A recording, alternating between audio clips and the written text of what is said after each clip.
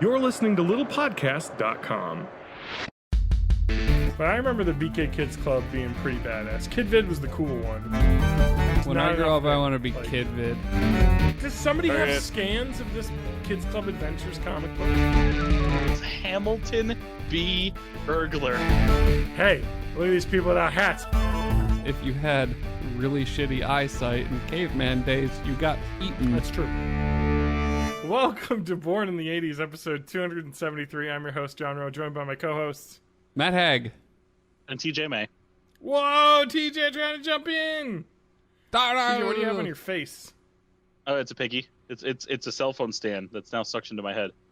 A cell phone stand? That's what all the this kids is like are a into new these thing days. I've seen. Yeah. It's a suctiony cell phone stand that looks like a piggy. Although it Why? doesn't look like a piggy because it's got a straight tail.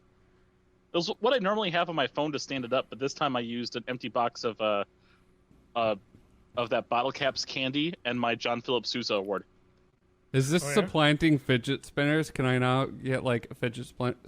I've been waiting till they the fidget spinners enter the dollar section at Target so that I can get one when they're not a thing anymore. Are you telling me that's happening now? Not yet, but it's on its way. Good. Move on. Because even bottle flipping is still showing up. And dabbing am I doing? Yeah. Is that right? Wait, let me see. I saw a Let me McElroy check brother it. doing it. I saw a dab, McElroy. The important part of dabbing is you have to cover up your face so no one can see that you did it. No, what you have to do... No, the important part of dabbing is the speed. Oh, that's right. You kind of like duck into it. You have to, like you can barely even notice it. That is Like, the it's so dumbest fast, thing you I've don't ever even- seen. You don't even know I did it, because you just... Dabbing for the not with it. You gotta dab fast. You dab slow. People I gonna don't catch think you. I have anything I can flip. I can flip. Okay, here's the new thing. You flip a can of compressed air, and then you huff it, and then you try to flip it again, and then I think you die. Oh, Can I gee, flip- I just broke a pencil. Can I flip this open can of soda? Does that count? Woo! If you can do it without spinning a flip. drop, then yes. I'm not going to attempt it. Don't trust it. So the most fucked up version of this is when I play Rec Room in VR. There are people trying to do bottle flips in VR. Like, Oh, that's great. Can we talk about something for a minute? yes. The yes, fact that John. we're not with it anymore because we're the olds. Can we talk about the I used to be with it, and then they changed what it was. I talked over you, John. What was that? The BK Kids Club. The What Burger about King it? Kids Club. I want, without looking up on the internet, for you to name a single person on Wheels. the BK Kids Club. I mean, on the Bing a Kids ding a Club. ding. You got one there, Matt. That's the one that everyone can remember. Wait, you mean there are like characters in the club? The BK Yeah. Kids Club. I didn't know there were characters. It's the most racially and disability full group ever. Wait, It's so Wheels is the wheelchair person? Oh yeah, he's in a wheelchair. Yeah, he is. Oh, sorry. Person in wheelchair. Put the person in front of the disability. Yes, that's correct. He is a person who has to use a wheelchair. His name is Wheels. Wheels. There are others. Kid Vid. His disability is that he has to record everything. Yeah, he's a YouTuber. And that's his disability. Can I rant about YouTubers for a hot second? I thought you were do. just mid-rant. Are you going to derail this rant for another rant? I've got to rant about something else, so we gotta hold switch the tracks. rant. I got a rant coming on. This isn't a rant. This is informative about the BK Kids. Okay, let me get some No, rant so I was- music. So I was playing a game I bought during the Steam sale, Rising Storm 2 Vietnam, and not to say like YouTuber. I don't want to say like YouTubers have ruined things. I'm gonna say the culture around YouTube and games has kind of ruined everything. Now you are saying this go... broadcasting to Twitch right now, so. Oh yeah, for sure, for sure. And I'm saying it's not that. It's the fact that I think the attitudes around multiplayer games have kind of changed a lot, because like YouTube is really about fuckery, like when playing games. Yeah. And you know, and so like when you play a game, and especially a game like Rising Storm 2, which is probably pretty inoculated from fuckery because it is a real like hardcore shooter, like not accessible, kind of like you need to adjust your sights for range, and like bullet drop exists, and you don't get kill animations when you hit somebody with a bullet. You basically are just firing off into a stand of trees, hoping that you hit the Viet Cong. For, you know, you run across a punji trap that they set down and die. Fucking games like that are incredible, and I love this game. And I've only played like an hour and a half of it. The feeling in multiplayer games like this, like in Battlefield and stuff, are just so cool when things are working well. And a game like this really pulls in a good community of people that chat a lot. And that's one thing I read was like, hey, people are going to be in voice chat a lot and be very active and just kind of not role play, but like just be into it, you know, and try and like, you know, like, oh, hey, there's a guy coming up the hill, you know, to the left, like, watch out, and just, you know, do real actual in-game chat and shit. Yeah, actual like useful. And some stuff. of that actually is good. So there were a couple people in my group when I was playing as the Americans on this map where they were just helicopter pilots, and they were fucking good at it. And you would spawn in a helicopter, and you'd be flying like fucking, you know, Vietnam War movie in a helicopter, you know, across the thing with RPGs kind of flying out at you. And there was one point where we were like, okay, we got to get, you know, to this. And like the helicopter like landed in a rice paddy, you know, and we took a lot of shots before it landed, and the bullets of course stopped once we had kind of gone down below like the level of the ridge. So it was just like a real hairy, like just bullet riddled entry, and he's like, go, get out. And everyone just fucking ran out. We all ran across this rice paddy, and the helicopter took off, and the dust was flying around. It really felt immersive and like cool. And they, you know, you had a lot of people in voice chat talking about that, and I was like, that was a rough landing. And the guy was like, yeah, tell me about it.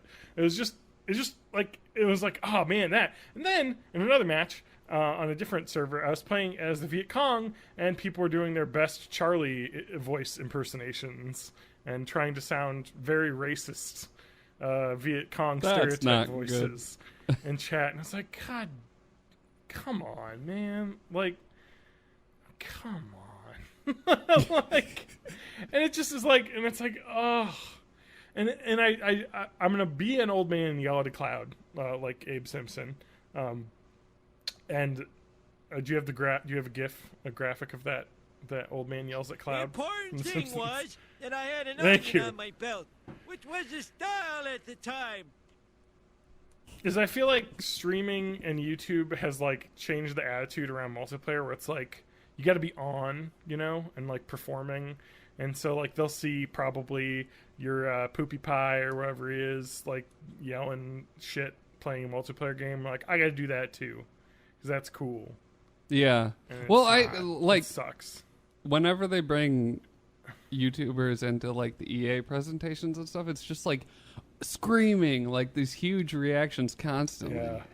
It's like, no. That's not how... No, that's not how it That's really not is anyone when I'm, like, playing a game. Yeah. It's just kind of like, yeah, and it's not, and it's gross, and it's just, I don't like it, and it's probably not just YouTube, and it's not like a culture thing. It's just the way people are. It's just much easier to stream and stuff now, so you just kind of have that just massive, I can do it too, you know? Yeah. How much of that is, you know, just YouTube or Twitch as just a platform for just being and performing art, and that's, you know, you're playing a character, and it's the character people come to see. Although some people don't realize it's a character at that base of that, and think the character and the person are one and the same. Yeah. Well, but the problem comes in when game companies design specifically for that. Like if they see that this is how you reach a ton of people. Like they see something like PUBG and they go, okay, streamers, that's where it's at. So then they just target it, and you get like shitty shovelware that's targeted at like weird shit happening for highlight reels. Yep. Or like let's make a zombies mode.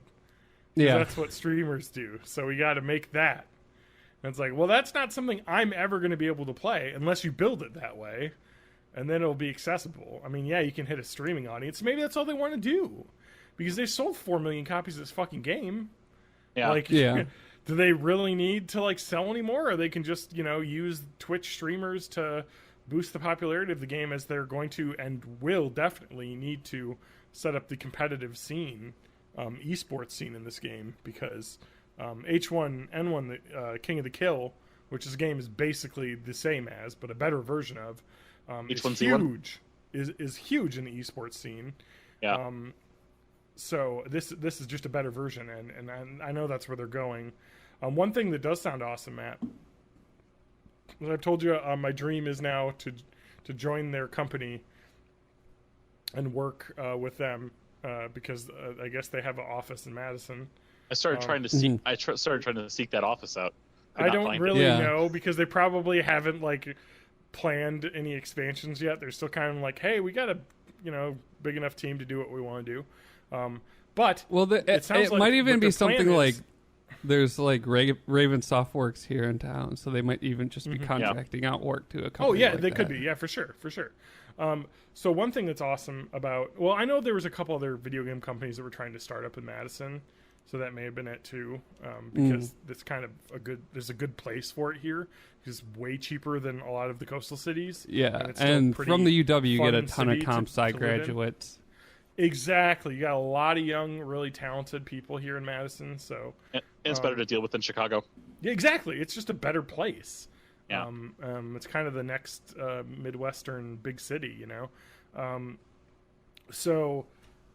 but they are going to be releasing their like not esports, but like the spectator stuff, and it sounds like they're going to be doing the Dota style of spectator stuff, which is the best. And if you don't know what that is, Matt, that is, rather than having a video of the game, what they have is a file that you can download that just shows everything that happened in a match. Oh yeah, pause, rewind, like, because all the data is there from the server, because everything is ping server side, and so they can just put together a file that will recreate what happened in that match.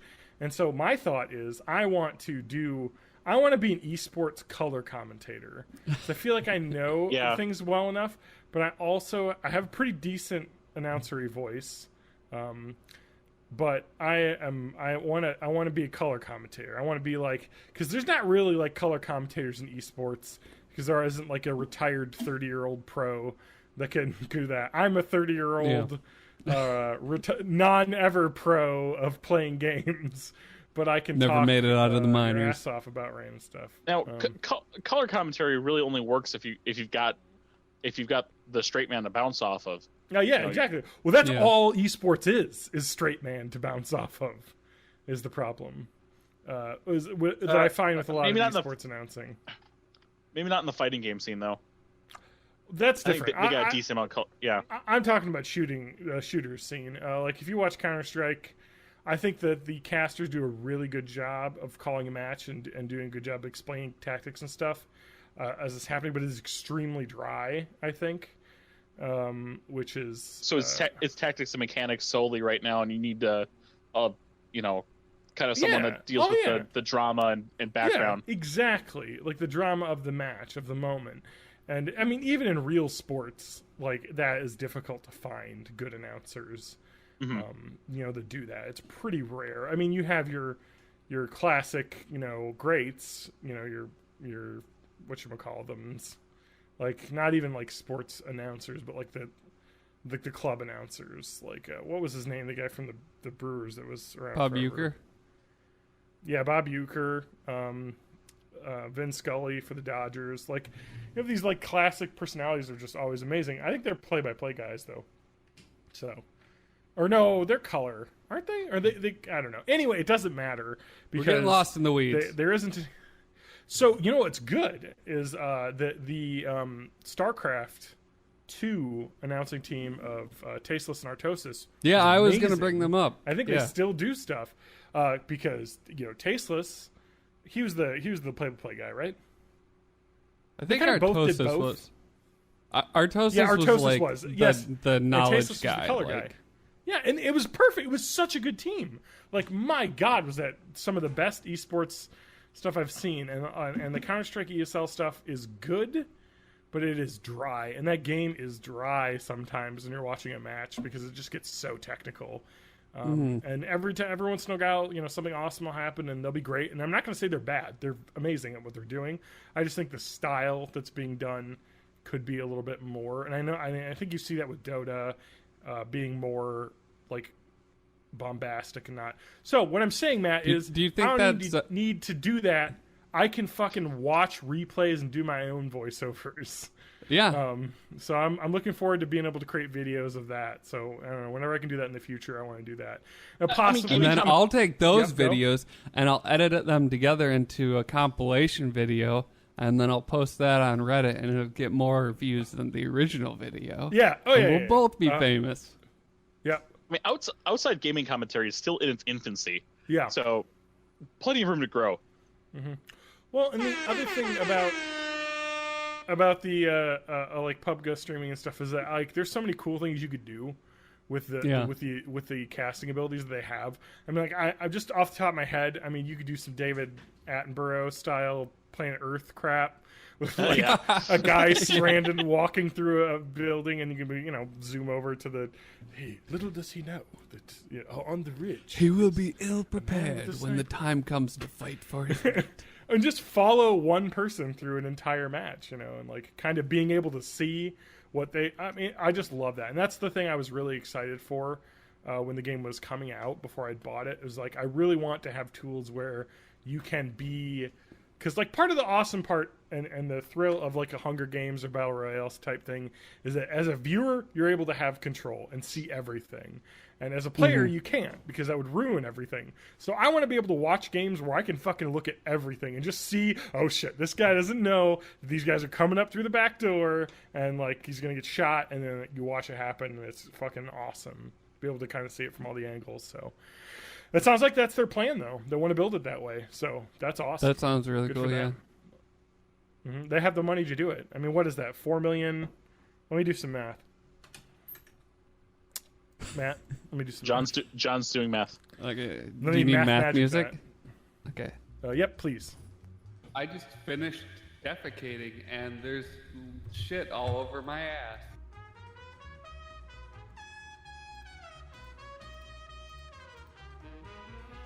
I've got math done. It took you so long to get the music up. Well, it was a quiet intro. 4 million copies.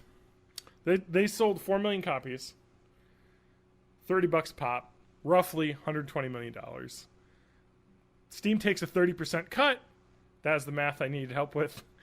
$84 million they've made on the game so far. Give or take probably like $10 million based on like. Plus there's like venture capital money, I'm sure. Exactly. Because there's no way they built this whole game just with nothing. So I'm sure there's more. So that's how much profit they made on the game is $84 million, because Steam takes a 30% cut. So I think it's only on Steam. So, and that's not to mention the in-game items. Actually, now that I think about it, there hasn't been a lot of that, but they do get a cut off the in-game items sold, as well as Steam getting a cut. So, yeah, they've made probably. So they got money to burn. 84 million is probably a minimum. Yes, they have a lot of money to spend. Like I was saying the other day, they should just hire us as seat warmers. Like they could pay us. Just get us in there. Like, just a few dollars an hour just to keep the programmers' seats warm when they're like on lunch break and stuff. That's right. Just let me come in. Like community manager, they have to need one of those. TJ, that is something you could do. That is like totally straight up. Yeah. That is a career move for you, community manager, because you are all about dealing with customers and good at it. So, especially when they're asking about NES classics. Oh my god! Still no pre-orders available for the SNES Classic. Did you see that Amazon UK actually emailed people about their pre-orders and revised the number that they allowed people to buy after people had already ordered them. So you're only allowed one console per customer, but they didn't allow that originally. I think people bought 3 or so. And it was like, haha, scalping fuckholes. You can do 1. Scalping fuckholes. I fucking hate it. It's the worst. I know. I love that term. That's a great term. They don't get anything out. Like, Nintendo gets none of this other than pissing off people when they can't buy the game that they want to play. Ugh. It doesn't make any sense for them to do that. So I really hope that retailers are like, hey, you can buy 1 of these. You can give it away. If you want to buy it as a gift, and then you won't have one. So sorry, it's just insane. But back to the Burger King Kids Club. That was a long walk. Kid Vid. He is. It's got like a VR goggles. I think he's wearing. He's so 2017. Okay. There's IQ, who is the Brainiac guy. He's got glasses, red frizzy hair. I think he has a test tube in his hand. No, he's got a watch, and he's like, aha, finger gesture. There is Snaps, who is a blonde girl who's a photographer.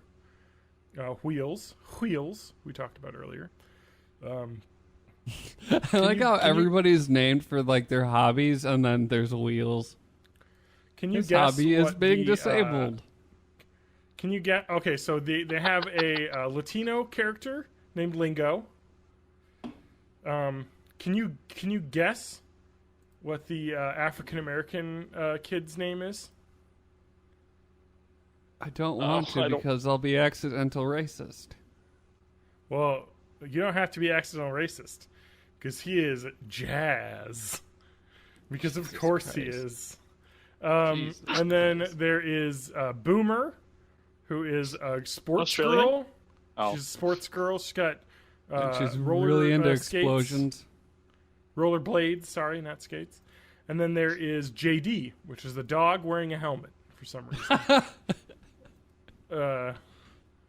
JD's probably short for Jack Daniels. 1989 to 1999. I remember the BK Kids Club.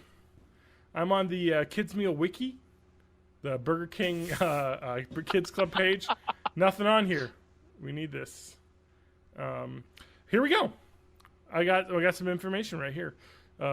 Just Me Jordan W says in 1999, which is when the program ended, the very last Kids Club meal that they did was Teletubbies.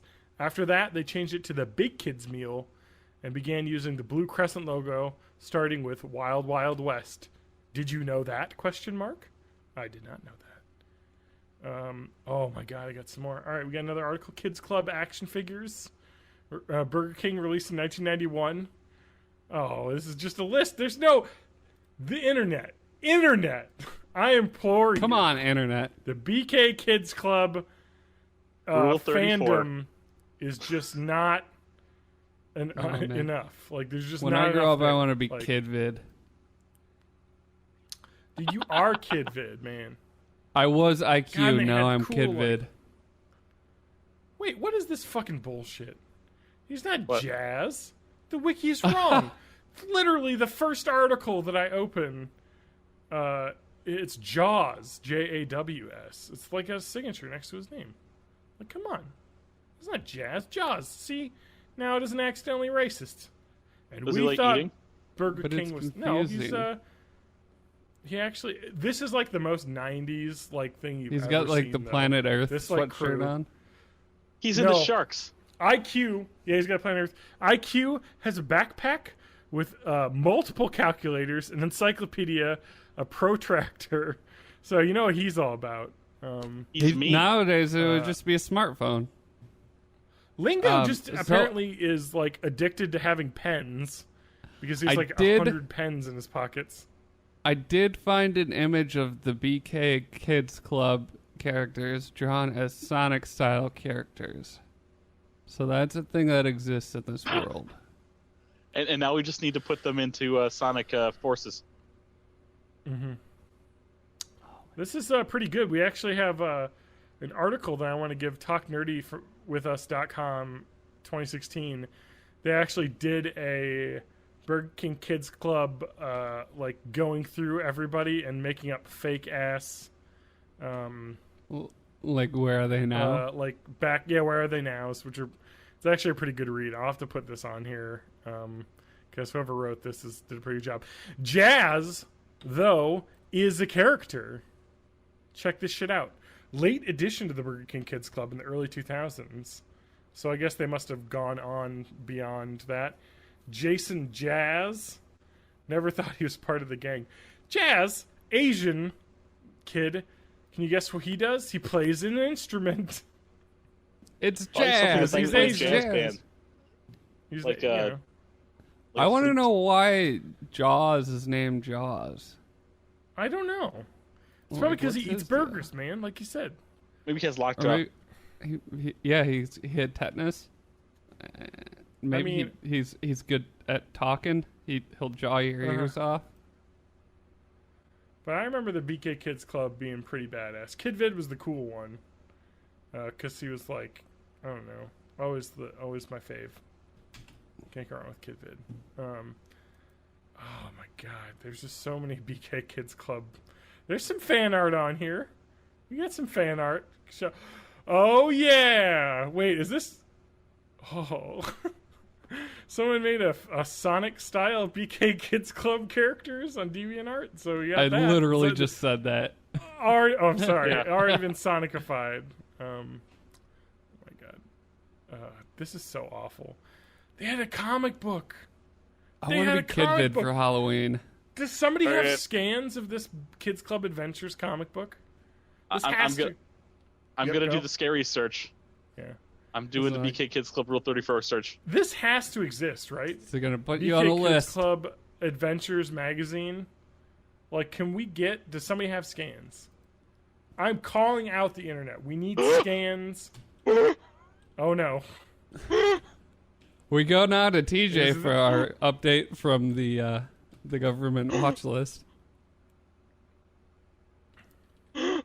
Is there Rule 34 content? Yes. I like that you just put Rule 34 after anything and you just get stuff. I'm in Bing, just as a heads up, and nothing came up on the web search, but images definitely was. Although I don't see a single thing on mine on Google. Yeah, because they're trying to hide it because you've got the word kids in Rule 34. Are you wait really? Search. Probably. But Bing doesn't hold any. Well, in the web search, a little Bing bit, is but not like in the images Hustler. search. Yeah, Bing. Bing knows what I want. I want some BK Kids Club. I've even got some uncomfortable pictures with wheels.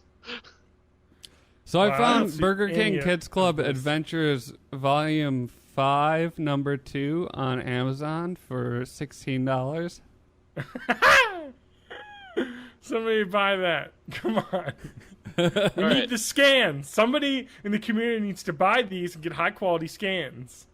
Okay, so was it Burger King Kids Club Adventures? King Kids Club Adventure Magazine. This is just the podcast where we search. I'm looking. Just like I'm super visualized shit. Mm-hmm. No, I'm just Google searching. Oh, come on. Oh, eBay, come on. I don't want that. Get the scans up here. Make it free to the world. The scans. Did you have your official Burger King Kids Club official membership card? I think I probably did. Oh, man. Huh? $16. Only one left in stock. Methinks only one is in stock. Oh, my God. There's an ad for Prodigy Internet in this thing. Oh, the nostalgia. I'm not. I almost want to buy this just to see what shows up. I'm not quite happy with the.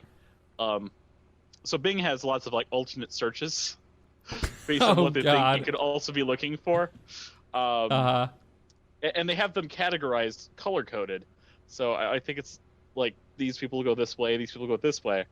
The first set of categories are kind of normal. Things probably don't want to say super out loud, but Rule 34 porn, Rule 34 hentai by DMX Whoops, and Jaden Animations. The next step goes a little weird.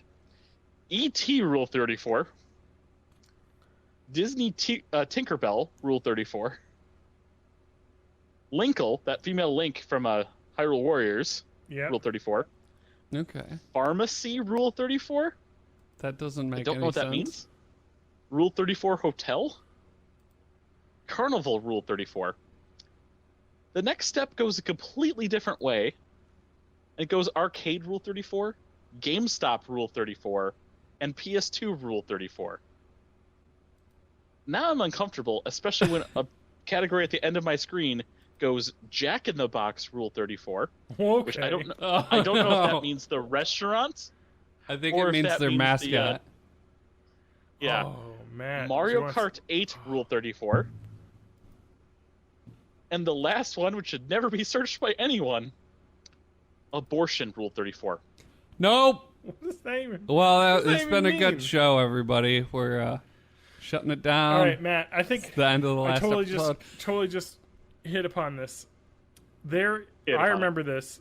FHE, Family Home Entertainment, put out Teenage Mutant Ninja Turtle episode VHSs that were Burger King Kids Club like toy things. I remember getting these in the mail, sending off like bag tops or whatever to get a 4-episode Ninja Turtles VHS. Dude, I fucking have one of these at home. Fuck's sake, man. Kids Club. Meanwhile, found somebody's step-by-step blog of them creating and modeling a Kid Vid Halloween costume that I'm going to just bookmark this for later. Uh-huh. And so Medium.com made somebody wrote an article on Medium.com, which we can get back to later in the episode because I have another thing from Medium.com, which is basically a blog where you can put shit up and it looks like a professional website so people can like link it. But they made a Burger King Kids Club fan thing where they like an article about the Burger King Kids Club on social media nowadays, and I can tell you that Kid Vid is very much against the liberal cucks that exist, and his friends Jaws BK. We used to be a club. Really disappointed in you, Kid Vid, SMDH. And of course, Snaps had to say, "I stand with Wheels and Jaws. The club is about burgers and adventures, not hate. #love." So there's a Pepe meme, of course, that Kid Vid shared as well. So it sounds like he's a avid Trump supporter now, Kid Vid. Well, that's canon. Now I don't want to dress up as him. That's canon. No, but you can be the alternate version of Kid Vid that grew up to not be the Trump supporter. Who just like really likes VR and yeah. I guess wearing red hats. Mm-hmm. Oh no, he did have a red hat. Oh shit. What, is that bad? Oh god, that's where it all started. It's where it all started. Does anyone else have anything else to talk about? Because I could talk about the Burger King Kids Club for I think we should talk for like another hour, except let's talk about the McDonald's group. We got your Grimace, you got your Hamburglar, you got your Duck Lady. Hang on. I just retweeted something about the Hamburglar earlier this week. All right. Oh, let me. It's our new segment, TJ Tweets. Yeah, my tweets suck. Hamburglar, whose full name is Hamilton B. Urgler. You know, they want you to think that nominal determinism isn't a thing, that no matter what your name is, that you have like all the options open to you. But then you get this, and when you're born with that name, like what choice do you have really? I'm sorry. I am extremely disappointed that there are not high quality scans of the Burger King Kids Club. I'm just saying this. If you look at these comics and the cover art and stuff, it's not bad. Somebody put a lot of work and some really good artists made this, and it's probably never going to be seen again by a human being. Like, how crazy is that? I'm calling out. If you're listening to this and you're an artist and you have copies of these, get some scans up. you know, dog? Because, like, you put some work into this. And even if it's something dumb, you know, that's not really, like, you know, a thing that matters or, you know, that you don't think it's, like, worthwhile. No, man, you put effort into that art. So get that shit out there, man. Come on. I'm disappointed. Burger King, you must have copies of this somewhere. And that's been John's get them scans up corner. Yeah, get them scans up. Because I want to know what happens with the gang. So let's take a brief anyway. Break I've from already this. seen some pictures of what happens with the gang, and you're not gonna like it. Oh god! Just real quick, this is early in the episode for this, but I want to get this in so we don't forget it. It's time for Lance tweets. We've got 5 hours ago. Please, he's got some good ones. Rockin' for Queensryche here in the now frontier. Oh, love it. Back for a third Matt, spin. Come on. You're not even reading it right. Yeah, come on. No, You're that's not what pronouncing the name of that band correctly. It's Queensryche. It's Queensryche. Queensryche. What the fuck? Okay. But everything else is just a full-on bunch of words. Let's see here. So no surgery. Just need to be careful and let the bone grow back. Bad news. I need a job while I heal. I feel like there's more to that story. Big J at Dr.S office. I think it's doctors, but whatever. Please don't let it be surgery.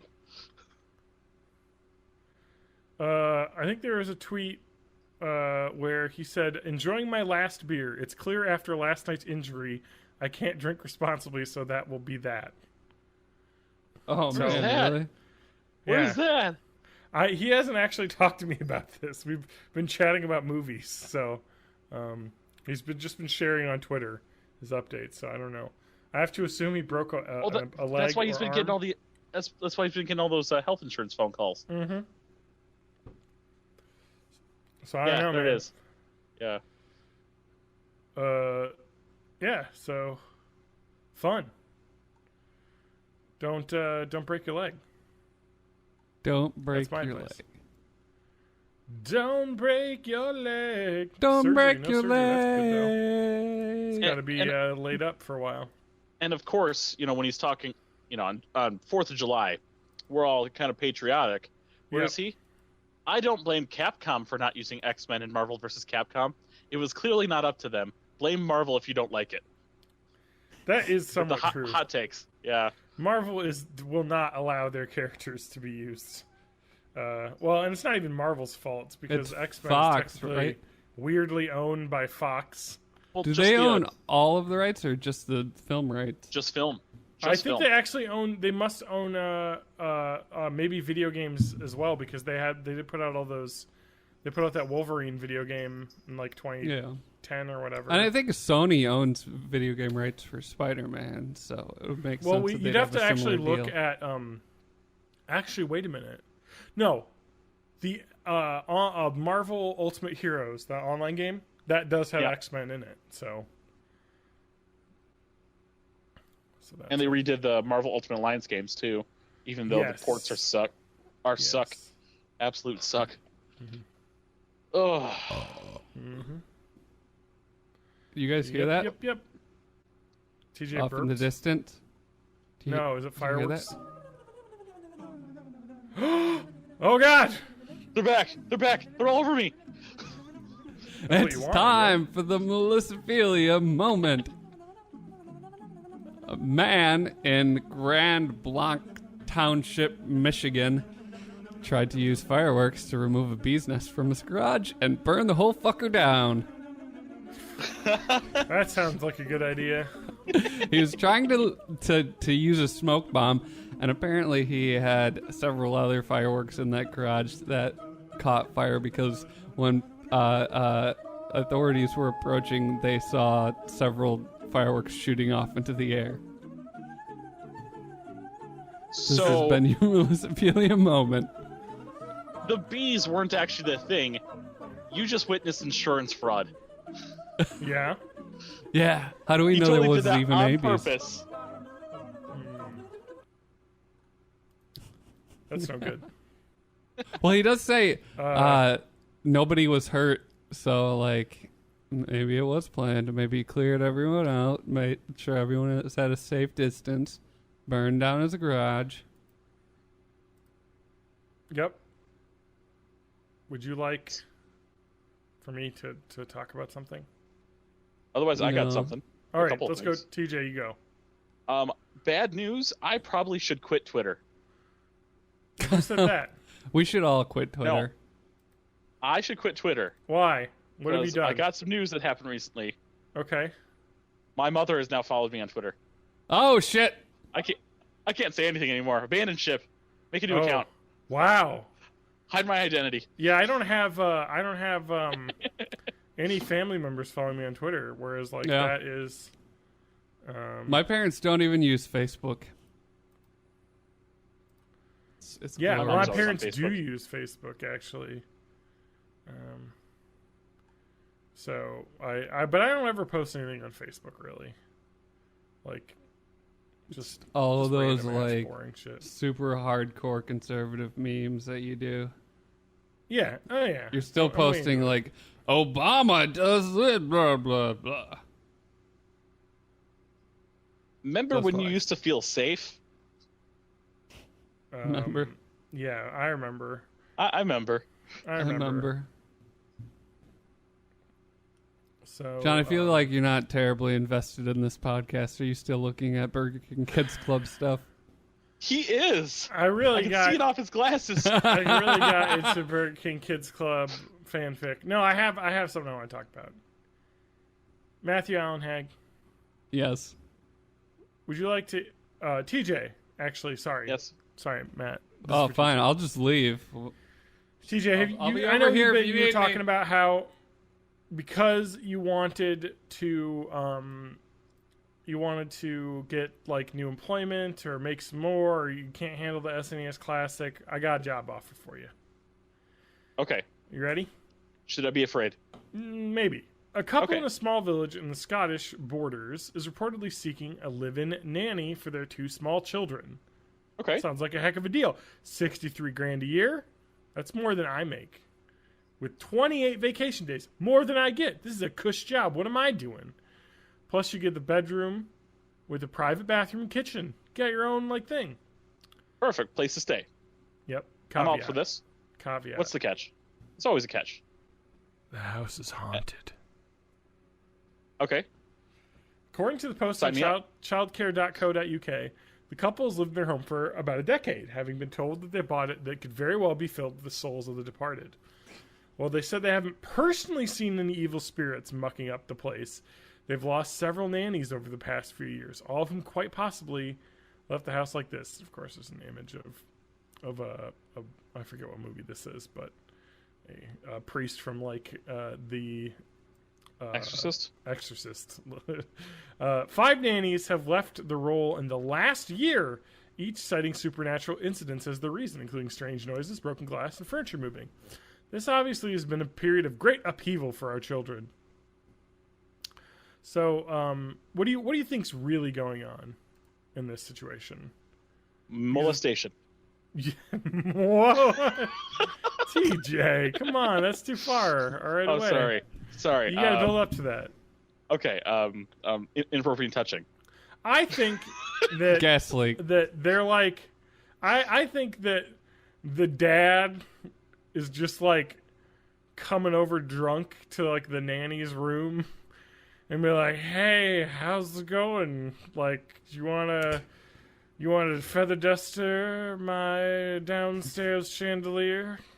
Matt might actually be on the right track. He mentioned gas leak, and I know if there's any sort of weird chemical buildup, gas release, whatever, and if you live there for a while, you don't start feeling that. But people who start coming in and then start getting it and then get affected by it, they have not built up a tolerance. Yeah. Possibly short-term hallucinations and things like that. Yeah. It could definitely be a possibility. Hashtag horny dad. Hashtag horny. I think it's some sort of some ergotism or something, some sort of hallucinogenic mold. Mm-hmm. Or maybe it's intentional hallucinogenic mold because of the molestations. Or these people are just like dicks that are really hard to work for, and this is the excuse that keeps getting used. Yeah, I think it's the horny dad. I'm not budging, and I think they're just like, yeah, there's ghosts. That's why I gotta leave. Like, oh, I can't stand how haunted we are. No, the ghosts is the fact that they're ghosting the dad from sending inappropriate texting. Please don't remind me of Ghost Dad. It makes me sad. Not Ghost Dad. Oh, say Ghost Dad. Now it makes you sad. I had a Ghost Dad poster. My cats ruined it though when I moved. So Good. It was left in a box that I think they sat on. Maybe that was intentional. Maybe they knew. They knew. Maybe they knew. They knew that I didn't need a Ghost Dad anymore. We're talking about Cosby. What? You know, he's not even a real Ghost Dad yet. That's not even what we're talking about. It's back to the molestations. Huh? He's too busy looking at Burger King Kids Club. Excuse me, he was cleared of all charges? Yeah.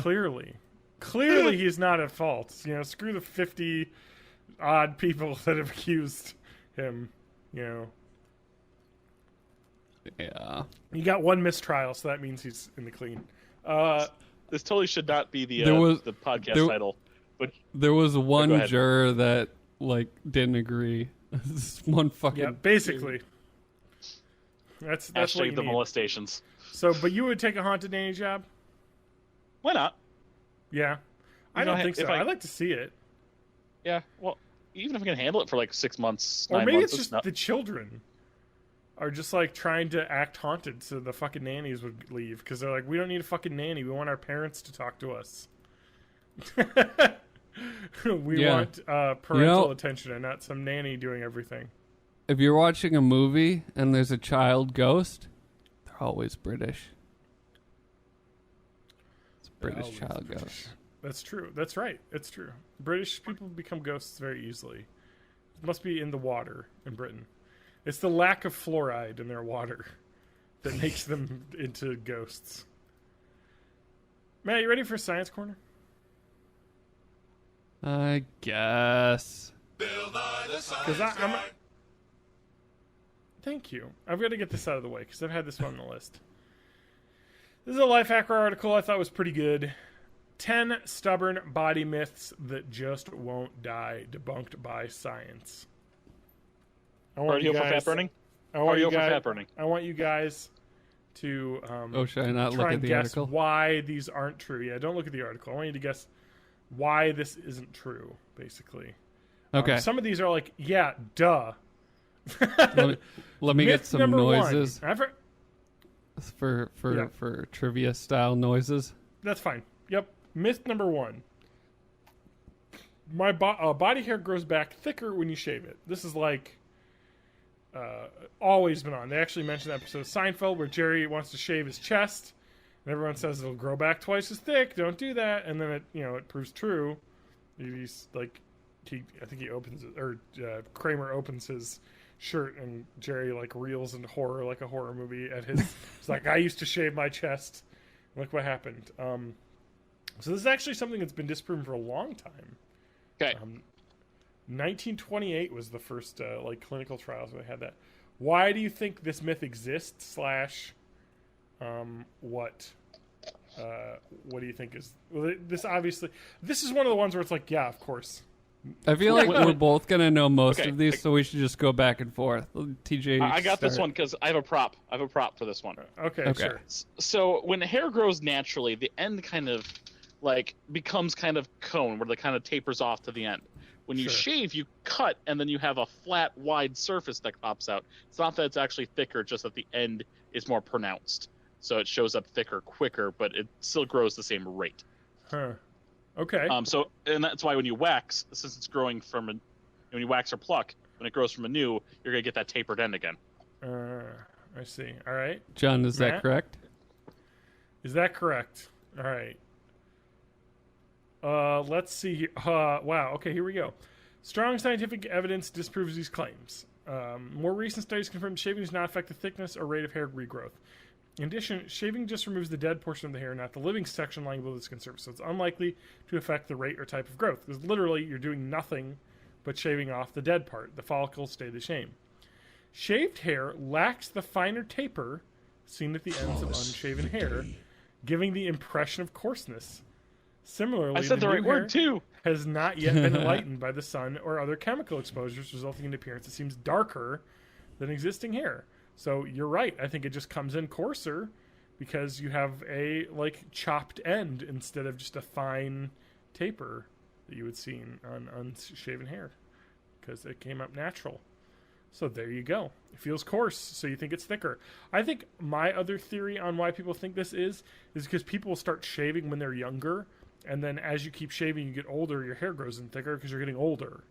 And so you're like, oh, it must be the shaving. It's like, no, you're getting older. You're just an idiot.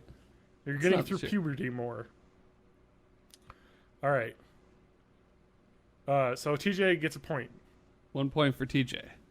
Yeah, Matt, you get to start with the next one. You get the first crack. All right. We'll just have... Go. We'll just have, one person answer. We won't have us both try to answer. Yep. Myth number 2. Calorie counting is all that matters for weight management and health. So, a lot of people think calories in equals calories out. Sufficient way to do weight loss. So you just calculate, okay, I ate X amount of calories today. I burned this much today. I'm going to lose weight because I have a calorie deficit. And so, and that's consuming, that. So that's it. That's the thought, basically. So to boil it down, it's essentially saying that calories are the only thing that matters. Because there's yes. I know if you suddenly restrict your calories, your body will go to fight or flight, and you won't actually lose weight. So that is not part of the myth, right? Yes. Okay. So the type of food matters because certain stuff is broken down way easier, and the raw calories in the food are not always equal to what your body actually absorbs, I believe is the source of this. I don't have any props. So, no, this is fine. All right, let's go through the explanation. This is super long because anything that has to do with nutrition and health and diet and studies is just absolute a mess when it comes to science, because it's just turns out digestive system is extremely complicated. Yeah. And the way that we use food. So many people contest this idea because Professor Mark Haub, nutrition professor, did a Twinkie diet, which he ate a low-calorie diet that consisted of about 2/3 junk food. And he, I believe, lost weight, 27 pounds. And his thought was, hey, it doesn't matter what you eat. If you restrict your calories, you lose weight. Of course, this article is saying, well, you know what? That is one guy. And he even questions his own finding. He's saying, what does that mean? Am I even healthier? Or does that mean that how we define health from a biology standpoint, that we're missing something? That when you cut your intake of calories by 800 calories a day, it doesn't really matter what you eat. You're eating so much less that of course you're going to lose weight. But does that actually make you healthier? Yeah. So there was a study in the New England Journal of Medicine that said calories does not provide the full picture of how our body processes food that we intake and stores fat. Because different foods, like you said, are processed in different ways. That two studies here that Michael Eighties pointed to, the Ansel Keys starvation experiment and the John Yudkin study, each tested low-calorie diets with different nutrient composition. The Keys study had higher amounts of carbohydrates and lower amounts of fat. And the Yudkin study had the opposite, high amounts of fat, low carbohydrates. And in the end, while both, I think, lost weight in the studies, the people that ate the high amount of fat and low carbohydrates ended up much healthier. So there is a difference between. Excuse me. You want to stop that? It's very loud. The cat's scratching his face. Yeah, there you go. So I think what it comes down to is, and this is the thing I hate about an explanation of this, is that calorie counting is all that matters for weight management and health. Here's the thing. I'm going to say this. It is all that matters when it gets down to it. If you want to lose weight, for weight, you have to cut calories. Correct. And I think that's what they're trying to say here, is because, and that's what the Twinkie study says, is that if you eat 800 calories less, and let's say you're supposed to eat 2,000 calories, that is like a 40% reduction in the amount of food you're going to eat in a day. You're going to lose weight, clearly. Weird shit that happens. You're not eating enough. When you taste sweetness, your body ramps up insulin production to digest the sugar that it expects to absorb. So if you have a lot of artificial sweeteners, then when the sugar doesn't actually come, you can start to lose that insulin response. So then when you do have sugar, it doesn't get absorbed and digested properly. So there's all kinds of weird shit that can go wrong that way too. Yeah, I am skeptical about that, because I don't think there's a lot of research with that. I think that's no.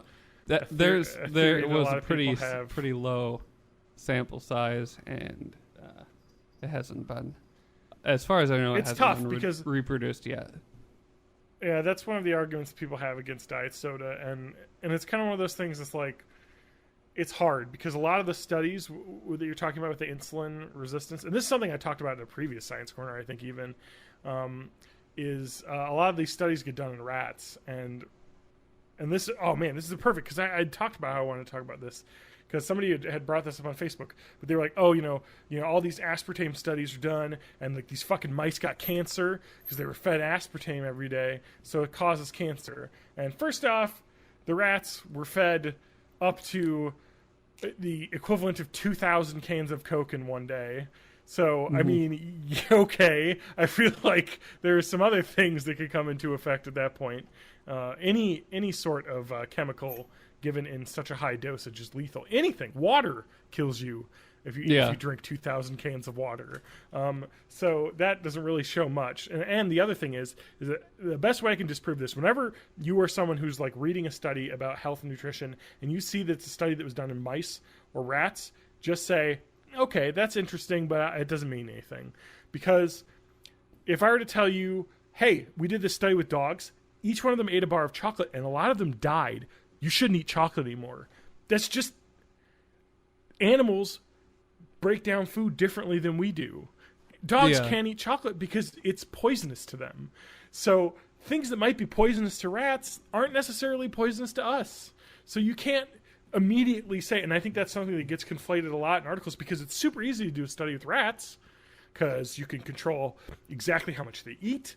You can control them so they get the same amount of exercise every day, and you get that. It's good. With humans, you can't do that. You know what I mean? You can tell people to write down what they eat and say that they worked out this, but they may or may not do that. So there's always going to be risks in study with that. So it's hard because humans have free will, basically.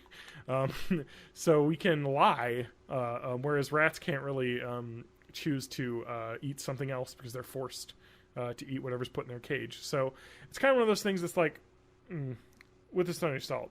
But also, if you're going to cut calories to lose weight, make sure that you're eating healthy foods, because you're going to have a bad time once you stop cutting calories, because you're going to go back to eating junk food and gain it all back. So that's what I would say. Make sure you eat well, and be skeptical of health studies that are done on animals, because who knows? Yeah. Myth number 3. TJ, so I'll give Matt a point on that, because he's right. The basic thing is bodies break down things in different ways. So calorie isn't just a calorie. Like many things, it's more complicated than a simple one-sentence rule. But also that one-sentence rule does work with a but, with a comma but. You know what I mean? Like, hey, yes, obviously. With an ever smaller and smaller but. Yes. Yeah, exactly. If you keep following it. You need 8 hours of sleep per day. Myth number 3. That's. I mean, even the whole circadian rhythm thing's been disproven. What was I just listening about? No, there are people that function absolutely fine with even 0 hours of sleep. Sleep is super complicated that we still don't understand if or why we need it. What was I just listening or reading about it? Oh no, I was listening to the Technical Difficulties podcast. Yep.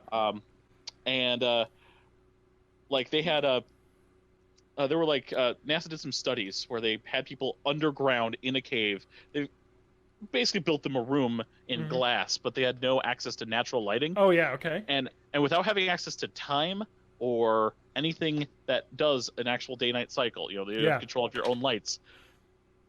At least with the people that they've tested it with, our typical circadian rhythm will actually even extend to 48-hour days. Yeah. Most people who in these studies, when they get out of it, think that the day it actually is like if they did it for 6 months, they think they only spent 3 months underground. Interesting. But no, sleep in general is something we don't understand. We don't understand why we need it. A lot of animals do it. Cool. Some people think it's to like reset the brain for the day, so your memories can kind of get to long-term storage. Some people think it's replaying the day. They've seen that in mice, where mice that would do a maze would have those same neurons firing in their brain overnight when they're sleeping. But in terms of why we need it, yeah. So this is actually really interesting. TJ, I'll give you a point because basically the article points to a lot of information studies.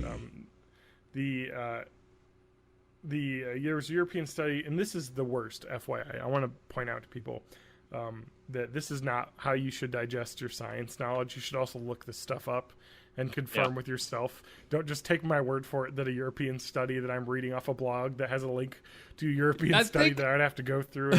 You should definitely get all of your science advice from a podcast that's reading off of a blog that's quoting another source.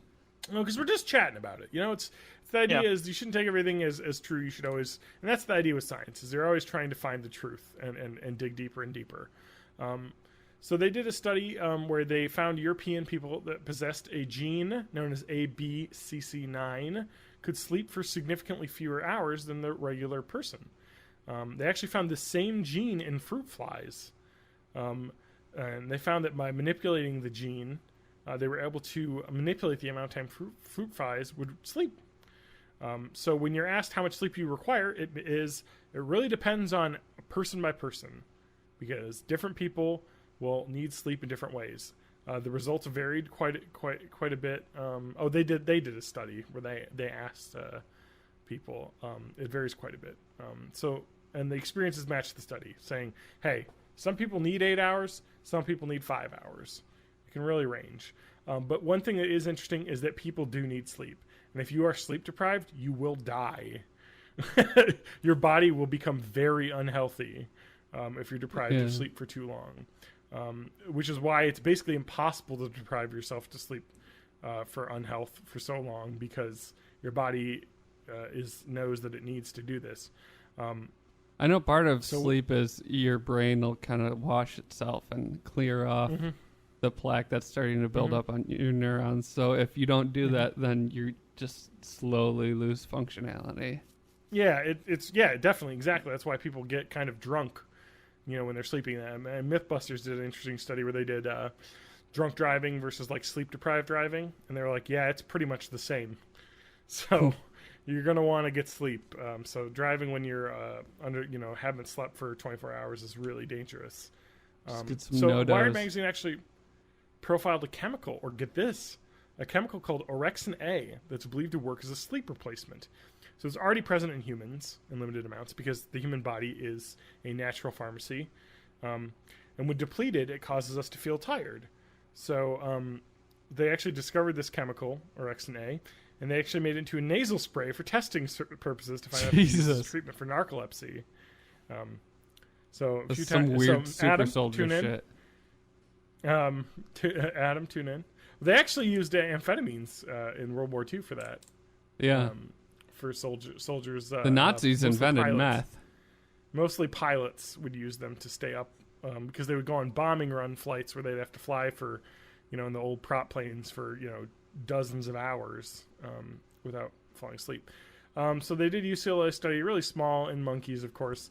They were deprived of sleep for 30 to 36 hours, then given orexin A or a saline placebo, and then they had them take cognitive tests. Whereas the orexin A group scored about the same as the monkeys that had not been sleep deprived, the control group, and then the saline control group was severely impaired. So it really seemed like that chemical made the monkeys not. So what I'm saying is that 10 years from now there may be a pill that makes it so you don't have to sleep. And there will be no side effects. No, there could be, which is why I've actually seen this debated quite a bit because the idea is, why do we need to sleep? Nobody really knows. It's a great mystery because there are animals that do not sleep at all, and they don't know why that they can do that, or animals that sleep for an hour a day. It's why can they get away with doing that? Well, it's probably the kind of thing where originally there was a survival advantage to just not moving at night, and then over time your brain's like, oh hey, I can use this time for other stuff too, so I'll just add on a bunch more features, and so by now it's just a crazy tangle of a bunch of different reasons.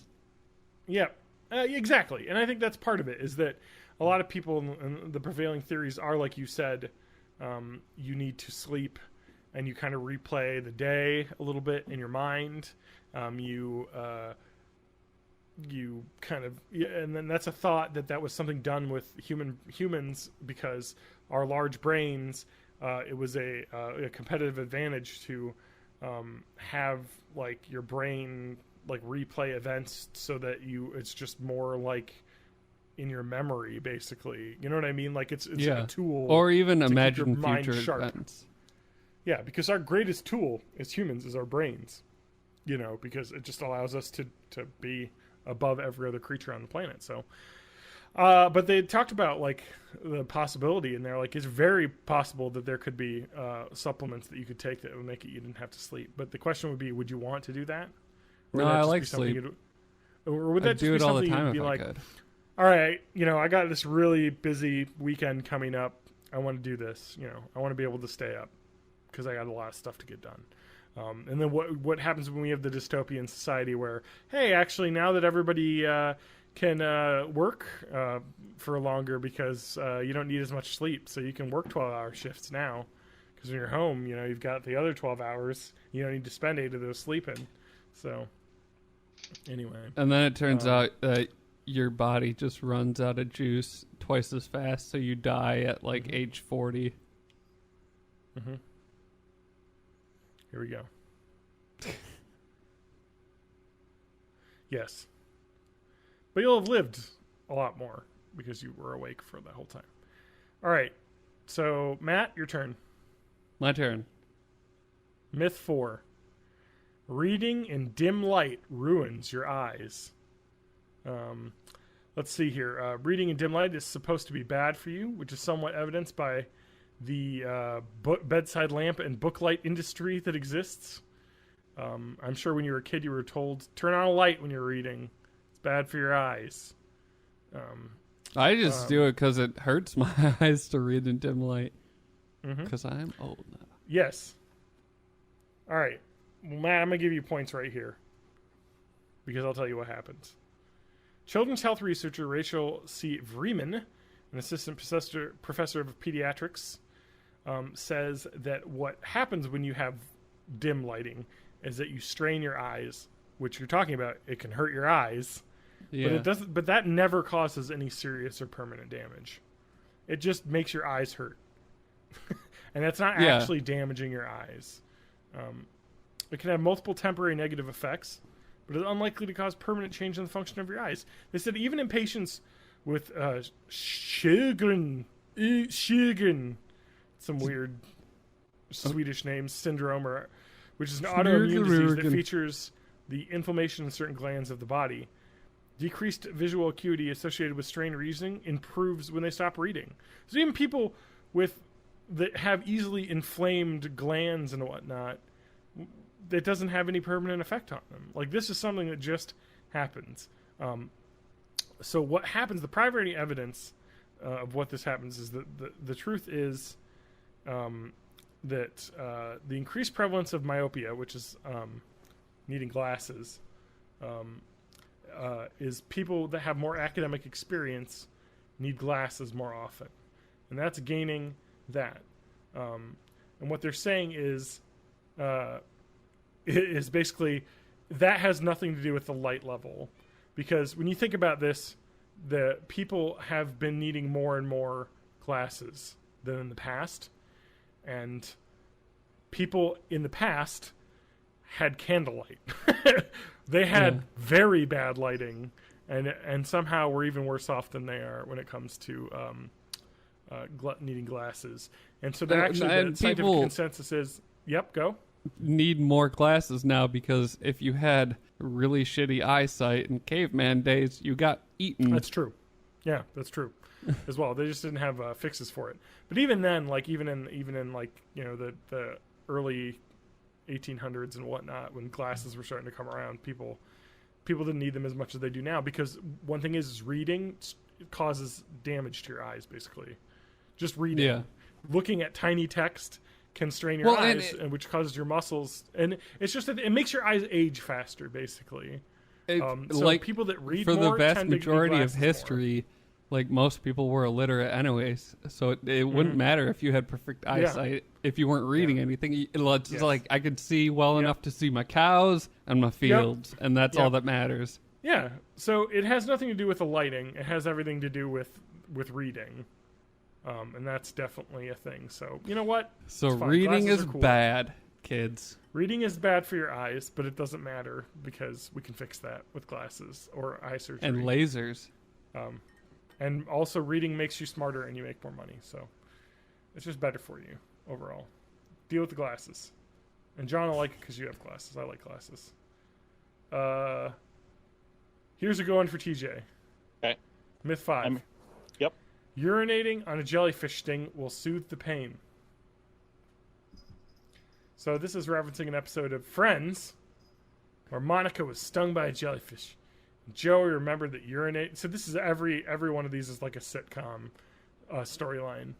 Remembered that urinating would soothe the pain. This was a situation for comedy, but it still propagated a very widely thought of myth that peeing on your friends is a good idea when they get stung. Is it something like the urea kind of salts in urine actually would, but the amount that we pee isn't enough? Yep. Like not even close to enough. You'd have to basically take urine and then evaporate it and take what's remaining and have enough and put it on there in order to do anything. But that's the only thing I could think of. Essentially, you're just displacing it with liquid because we don't have enough urea and salts in our urine to actually do anything. So I think that what has happened, I don't know if I can give you points on this, TJ. Probably not. Oh my god. I have no clue. The first no point question of the entire thing. So actually this is Dr. Billy Goldberg, authors of Why Do Men Have Nipples? Which is a good question. Explain the following guideline can be applied to most jellyfish stings. You should remove any visible tentacles using gloves.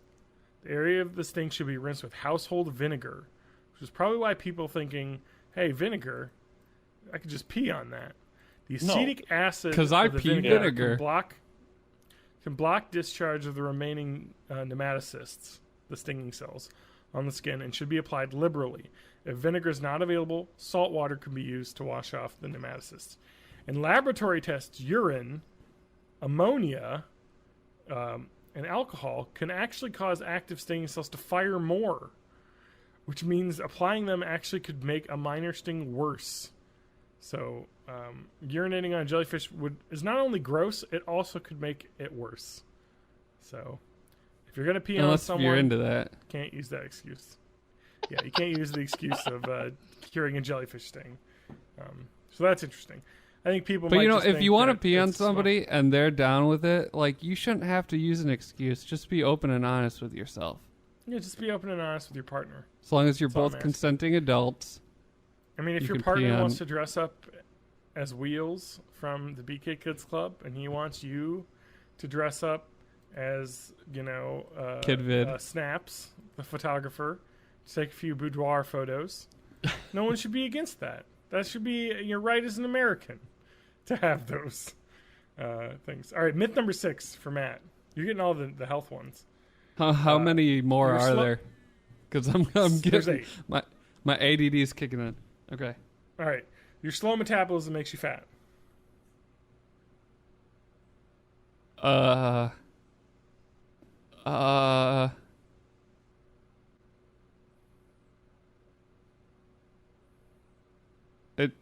I would guess it's probably just that it's one of many factors that can have an effect. Yes. Here we go. Dr. Jim Levine, an obesity researcher at the Mayo Clinic who studied the human metabolism of both thin and healthy people. What he found is the opposite of the myth. Referring to, let's see here. I like so this I was study. wrong? It says, no, you're right. Referring to lean patient Kathy Strickland and heavier patient Don Campion. Oh, come on. Just first names. You don't need to out everybody. Don's numbers are actually higher because we find continuously that people with weight problems have a higher basal metabolism opposed to people who are lean. Your basal metabolism is the calories you burn to keep your body going. So if your body is bigger, of course your basal metabolism is greater. If your body is smaller, your basal metabolism is less. So what they're saying is your weight is what sets your metabolism rate, not the other way around. It's not like, oh, I have a slow metabolism, so that's why I gain weight. It's no. You actually have a high metabolism because you have to burn more calories because your body has so much more weight on it. It's the opposite. What he's saying is the weight problems in patients are less to metabolism and due to their sedentary lifestyles, which is only one part of the equation. Because metabolism is certainly not the reason of the complicated issue of gaining weight. So, I'm only giving myself a half point for that. A half point? Because shit, there's 10 myths. I lied to you. The weight-setting metabolism stuff was not at all in my brain. There's some really good stuff here, though. There's some really good ones coming up. Let's do one more each. Okay. Well, how about we'll just do one quick? Pick the best ones. Well, this will be easy. This is a quick one. You'll catch cold from cold and wet weather conditions. No, cold's a virus. Yeah, we're not getting into that. That's a dumb one. That's a duh. It's easy. If you're inside, you're gonna be around people more. Spread viruses more. Yes. Here's one that is good. We got 3 good ones here. Come on. All right, this is a good one for TJ. More heat escapes through your head than the other part of your body. Myth. No, it's just straight up. It just has to do with where your blood vessels are, and they're pretty much spread throughout your body. So it's all the same per area of skin. Mm-hmm. All right. So this makes sense because when you're outside and you don't have a hat, you feel cold. You know what I mean? Your head. But you've got more nerve endings on different parts of your head, so you're gonna feel it more. Exactly. Wearing a hat is just going to keep your head warmer. So they're saying they think the myth originated with an old military study in which scientists put subjects in Arctic survival suits, but no hats, and measured their heat loss in extremely cold temperatures. Because it was only part of the subject's bodies exposed to the cold, they lost the most heat through their heads. Experts say, however, the experiment has been performed with subjects wearing only swimsuits. They would not have lost more than 10% of their body heat through their heads. So what they're saying is basically they did a study where, without a control, they're like, hey, look at these people without hats. They lost a lot of heat through their heads, so you lose a lot of heat through your head. It's like, no, they lost heat through their head because they didn't have a hat on. If they would have not had a shirt on, they would have lost all the heat through their exposed chest. Stupid old-timey scientists. Yeah, exactly. So if it's cold outside, protect yourself. All right, easy. Snake bite. This is a dumb one. We're not going to do this one. I'm going to read it, though, because it's important. You can cure a snake bite by sucking out the poison. Absolutely that's not. That's not how the vascular system works. You don't have enough sucking power to counteract your regular body's pulling blood through you. Correct. Here it is. Snake bite. What you have. Wash the bite with soap water. Immobilize the bitten area and keep it lower than your heart. Get medical help. Also, if you have a snake bite kit, it actually has a suction cup for sucking out the venom. You don't want it. Sucking out venom definitely is something that is advised for snake bites, but you cannot use your mouth because what will happen is the person will suck up snake venom and also have issues because of that, and it'll cause an infection of your wound, which will make it even worse. So, like, literally, what you need to do is don't try and suck it out. Use a snake bite kit or call a hospital. Make a note of what the snake looks like, but don't bring it to the hospital with you.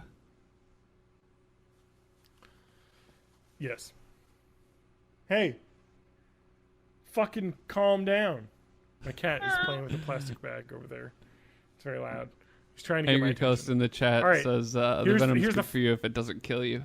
So I guess it's yeah, exactly. Whatever doesn't kill you makes you stronger kind of thing. That's right. You want to do the Princess Bride. You know, have enough poison so that you can become immune. Yes. I've been giving myself snake venom little by little. Yes. Build up a tolerance. Okay. Myth 10, Matt. It's dangerous to wake a sleepwalker. I've heard this one a lot.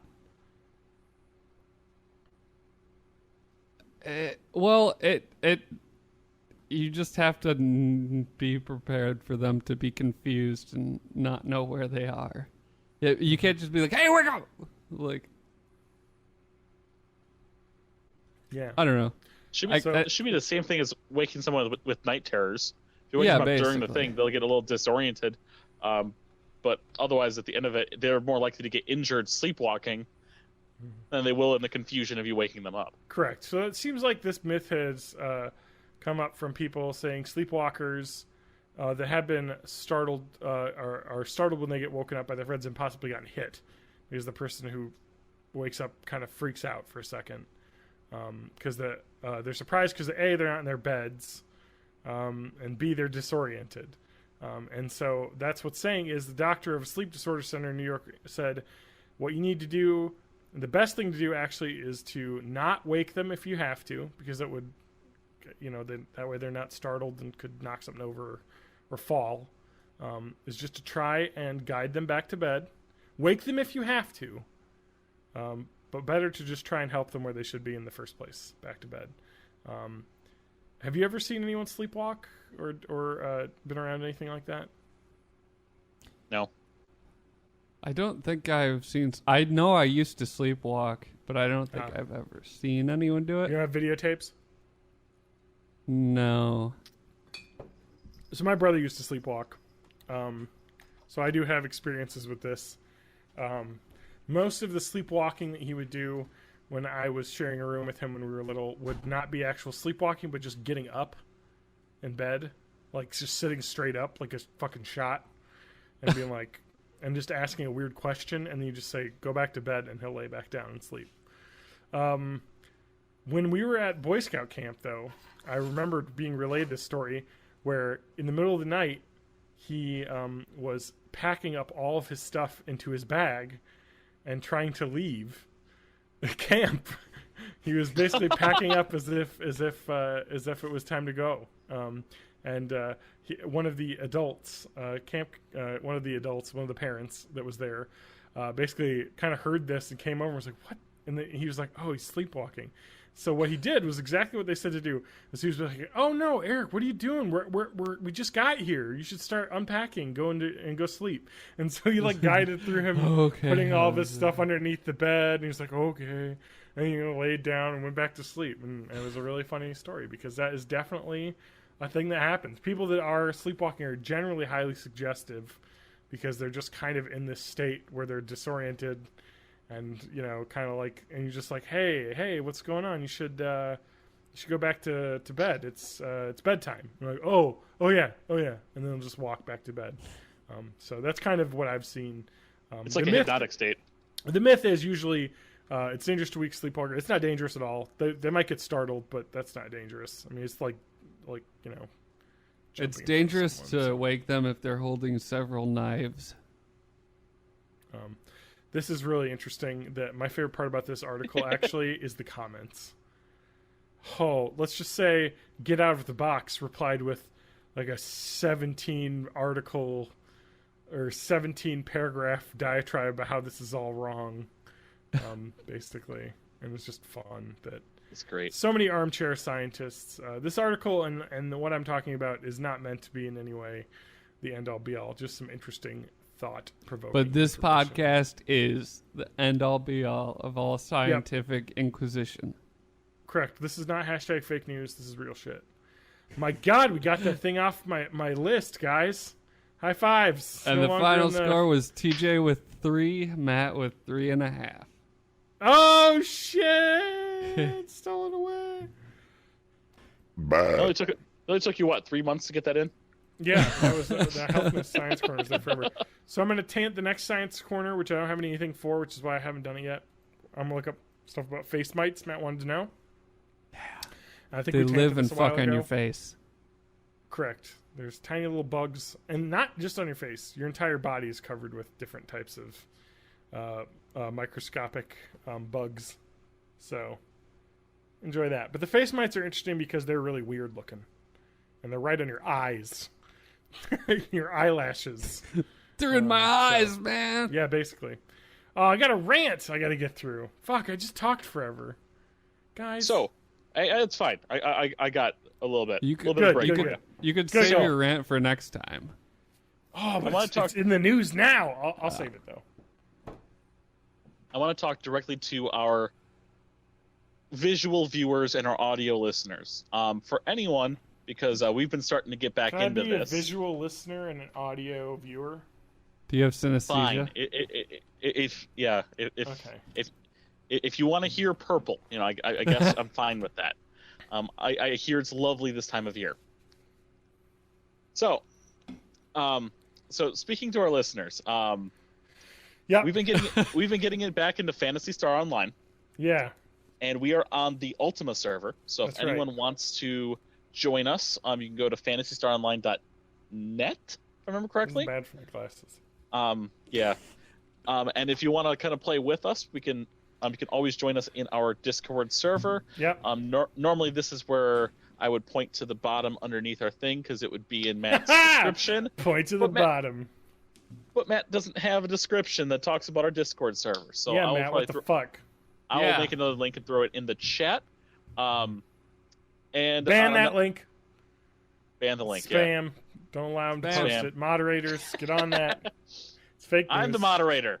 The moderator. Oh, so you've got full powers. Exactly. I can't see a fucking thing right now.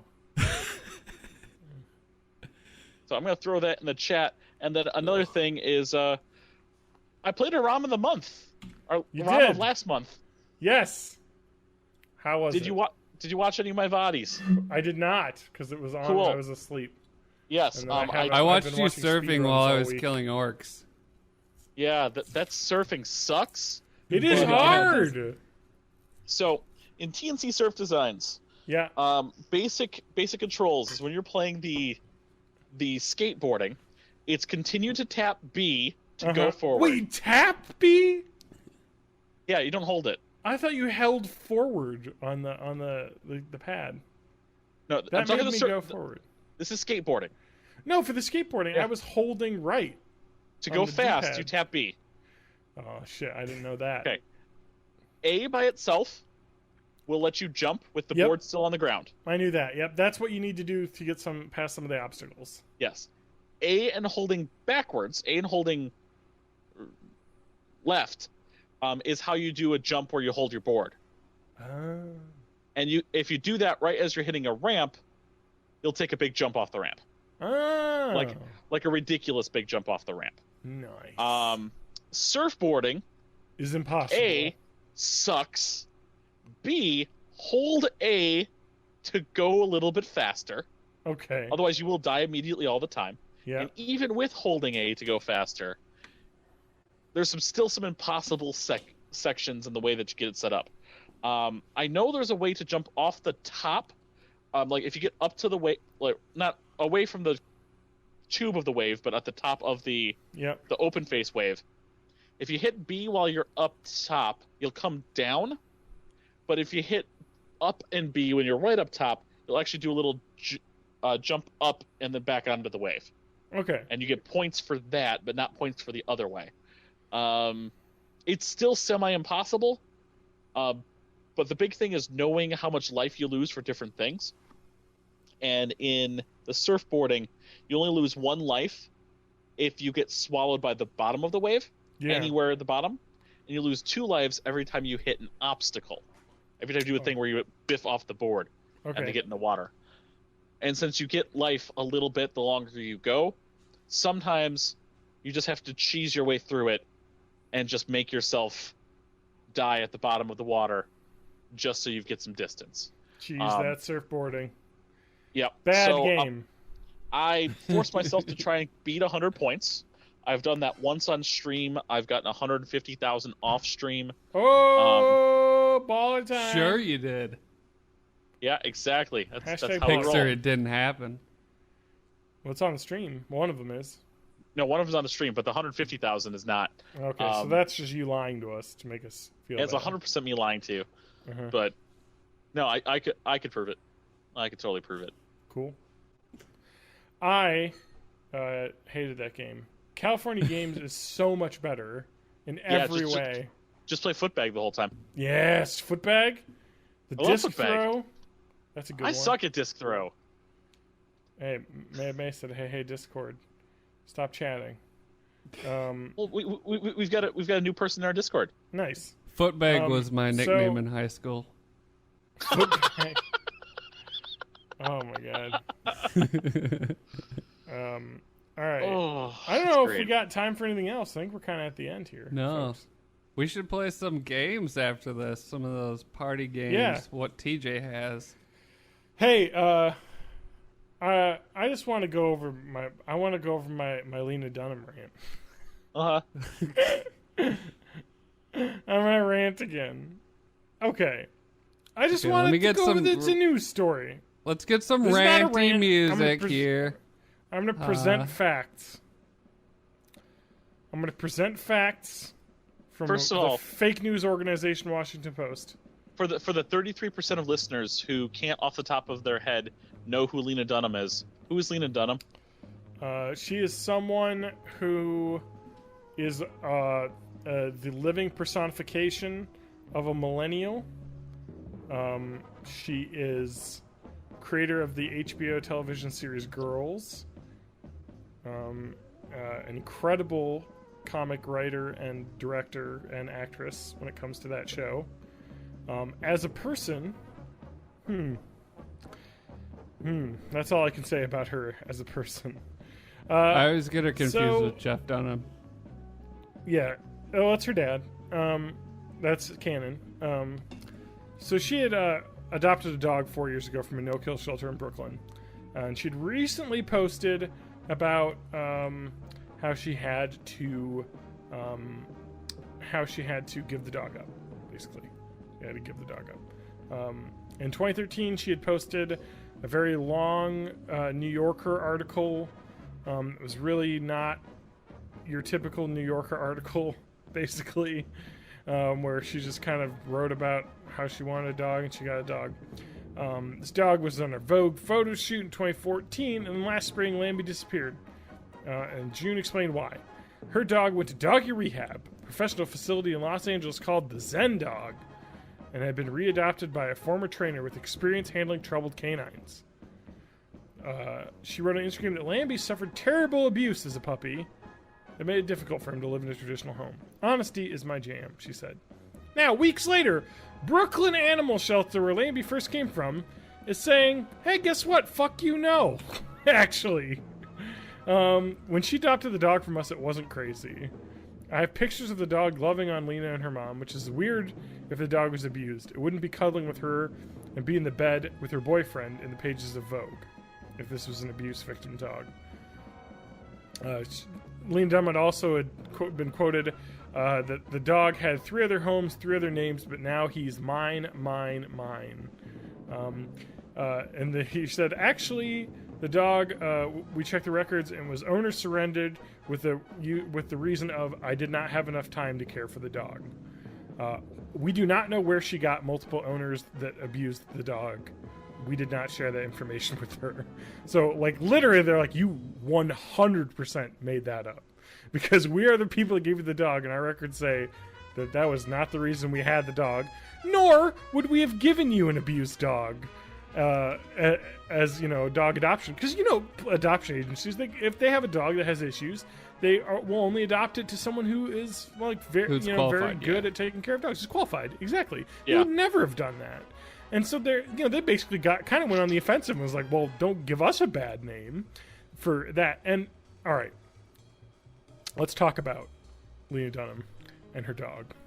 This dog has been on photo shoots, rumored to have been backstage in the green room when they're filming all the time. She took it everywhere with her.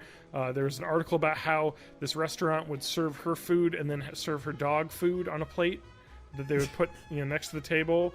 This dog was spoiled. And I'll tell you this. Dogs that you spoil and treat like some sort of friend, they're going to act like an asshole. Because dogs follow your cues. And if you let them kind of walk all over you and do whatever they want, they're going to bite you. They're going to act like dicks. I guess I'm the leader of this pack. Exactly. They're just like, okay, I guess I can get away with this, so I'm going to bite, and I'm going to do whatever I feel like, because I'm king shit. And so basically they're saying, we didn't send you a dog that was ruined. You ruined it by being a bad dog owner. And this happens all the time. And a guy, Drew McGarry from Deadspin, wrote an article talking about how he went through the same problems with a dog that he had adopted. And it was not that the dog was abused, not trying to blame someone else for the problems, but it was like, we were bad dog owners, and we kind of let the dog do a bunch of stuff that it shouldn't have, and that's why it started biting, because it was just basically not trained correctly, and they spent lots of hours training it and a lot of hard time, and then have to give up their dog, because now it is, well behaved. Clearly, that was probably too much for the living personification of a millennial, as she is now 2 puppies that she has recently adopted. Or not adopted, sorry. 2 puppies that she has purchased. But the best part about this whole thing was, and this is the thing you should never do, I'm sorry, is post another post to Instagram with a lengthy diatribe about how you're right and the shelter is wrong. She's literally going toe-to-toe against the shelter, saying, no, I know more about the dog that I adopted from you than the records that you have about the dog. And you're just never going to look good arguing with an animal shelter. You're never going. This is a no-kill animal shelter. They take dogs from other shelters because they're, going to have to be put down. This is like that would be like going to like Mother Teresa and be like, fuck you. Like, no, come on now. Like, it's never going to look good. Why would you do this? But seriously, though. Seriously, fuck Mother Teresa. Okay, but whatever. If you want to say that, I'm going to say that's probably just, why say that? Why just drop it? Because she can't drop it. She's got to be, it's just, taking care of a dog is really difficult. And you can even tell from this article or this Instagram post that she put, she's not the type of person to take care of a dog. I mean, she's talking about how, it was the love of her life, and it was she was the best dog mom she could be, and it's not the way to think about it. It's not a kid. A dog's an animal. You have to give them boundaries. You have to be strict with a dog, or else it's going to just act like an idiot because you haven't taught it anything. They take their cues from you. And so, I mean, she talks about how she's going to be caring for the dog for the rest of her life. It literally sounds like the dog is in like an assisted living home, and she's like paying for it, and she'll visit it sometimes. Like, what? Oh, just say that the dog just was too much for you to take care of. Like, that happens to a lot of people. Anyway, that's it. And she's wondering why people freaked out about this. It's probably because the animal shelter said you made up some stuff about the dog. Don't make up shit. That's easily... This is exactly what people... Sorry, I'm going to get political for a second. This is the exact kind of shit... This is the exact same kind of shit that people get pissed off about the current administration. Is that, like, why make lies about stuff that's so easily disproven? Like, it's so 100% wrong that it's like, just like, why even do this? it's not, you know what I mean? Like, it's just like you're trying to get away with it.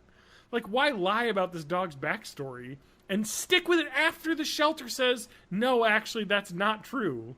Like, what? Come on. This has to do with the change in ideology, just the idea that it doesn't matter what facts are true, it more matters how I feel about my facts. That determines how true they are. And that is really, really grating on me as someone who's academic at nature, someone who's intellectual at nature, someone who wants proof. And when people can get it and other people are like, well, I don't believe proof, I can't believe this. I'm like, no, this is documentation. Yeah. So I just want to say at the end of this, though, it doesn't really matter because it's just dumb bullshit. Lena Dunham, come on. Stop saying dumb shit. Seriously, you're a genius in creating and that, but come on. But I do want to update that the person who did adopt her dog from her had posted a picture saying, "Hey, he's doing great. The dog's fine." So in all this, the dog is much happier in its new home. So that's all that really matters at the end of the day. Also, stop lying about shit. Don't try and fight a fucking dog shelter. My God. Like, come on. Oh. I'm just gonna let John tire himself out. It's just like, it'd be like someone being like, "Oh, the Special Olympics, fucking rigged, huh? How about them assholes?" It's like, why? Why? Don't pick this fight. Don't even get me started on those March of Dimes assholes. Yeah, motherfuckers. Polio's gone. What are you still doing? Anyway, I'm done. I'm John_Danger on Twitter. BornInThe80s.net is the Oh, we got an email on the website. Got an email? No, not an email, but we got a website post. I gotta post it. Sorry. We got a feedback. Oh my God. I forgot until just now. Matt, you go while it loads. You can find me at Matt Haig Music pretty much everywhere. It's MATTHAAG Music. And yep. I'll probably be on TJ's channel after this playing something. Holy shit. What? I have been on the stream talking in our Discord for like 3 days. Yeah. I hate Discord. I'm disconnected. I restarted my computer before we did this podcast, and it put me back in the stream channel. It happens. Make sure you mute your notifications unless you're at id, and then you don't get the pop-ups every time we talk in there. Yeah. I'm at May of May everywhere on the internet except for Twitter. At Twitter, I'm at May of May 84. Come check me out on my Twitch. Matt, he's the 84th clone, TJ. Yes. Of May. So, don't drink and tweet. Yeah, don't drink and tweet. That's definitely important. But yeah, at May of May 84 over at Twitter. I'm just May of May everywhere else, including right here on the Twitch. I typed in the chat. That's me. Like. Yep. Yeah. All right, contact us form. We got a little note from who? Jim H. What's Jim got to say? Hi. Is that my dad? My dad's Jim H. Yep. No, it's Jim, different H. I'll protect his name. Hi. Just wanted to let you know that the domain platypusparty.com is being released back to the market. Since you own partyplatypus.com, we believe you might have the interest in securing platypusparty.com as well. If you're interested, please go to https://worldnamedomains.net/domains/platypusparty.com/272453 to get more information and confirm your interest. All the additional information is available on our website, but please feel free to reply back to this email. This is not an email. And we'll be more than happy to help you. Kind regards, Jim H. You know, I love hearing from the fans. Me too. Would you like to hear the other post that Jim Horvath posted a minute later? Hi, we Yes. just wanted to let you know that the domain Platypus Party is being released back to the market. Since you posted it twice. Why are you doing this to me? Anyway, I kind of want to go on this. I want you to guess how much they're asking for this. I'm wondering if this is a fucking, like, I'm gonna get a fucking virus for going to this website, though. Do you think? Probably. Possibly. I don't know, though. It seems like a real place. Because it says worldnamedomains.net. Oh, boy, I don't know. I'm afraid to go. Am I gonna get a virus? How can I do this safely? So, while we're still actually technically connected, Matt, I want to call you out. You want to call me out? I want to call you out on your number of followers, based on your follower goal. And I'm not talking about just the fact that you just got another one. So you're actually I got now another 18. one? It Yes. hasn't showed up on my dashboard yet. It'll show up. Ah! One of your followers, I'm calling out on being bullshit. Why? Because one of your followers is you. Matt! Artificially increasing your follower count. Yeah. So your old I Make Noise account is following this one. Oh, Now, really? Me and my 1100 Back when I was Twitter like, followers. I'm going to be streaming so much music production on this that I have to not, like, have the games mixing in with the music. And, yeah. Well, fine. Yeah, which one's which anymore? Because I think you It's do all everything just Matt on Haig Matt Haig now. Music. I just do it all on this Yeah. one. Yeah, that's what I thought. All right. TJ, fire up your stream. I'm going to kill this one. Okay, sounds like a plan. Yeah, we're done. Angry Coast, join us on TJ's stream for game time. Throw a manual host on the Twitter and it'll show up. Please end. So,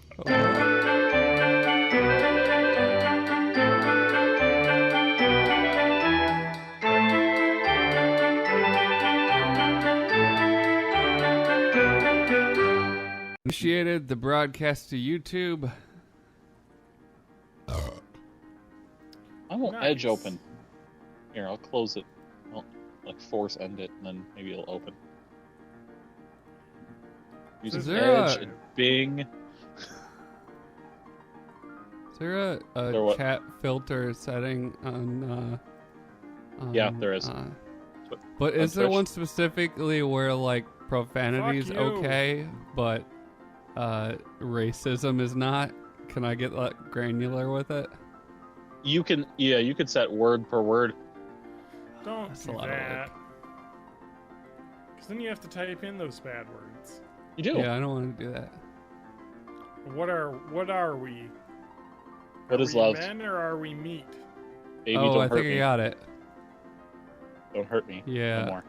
I don't want the N word and the F word on my stream chat. Oh, there is the second high. I was at the highest filtering setting. The second highest is pretty much everything except profanity. So you can talk So about that should be butts. what we want. Let me grab the volume mixer and make sure my microphone is set correctly. Looks like Metroid Fusion is going on for GDQ. Oh, I know. I was watching it just a minute ago. I watched Star Tropics. That's a really interesting game.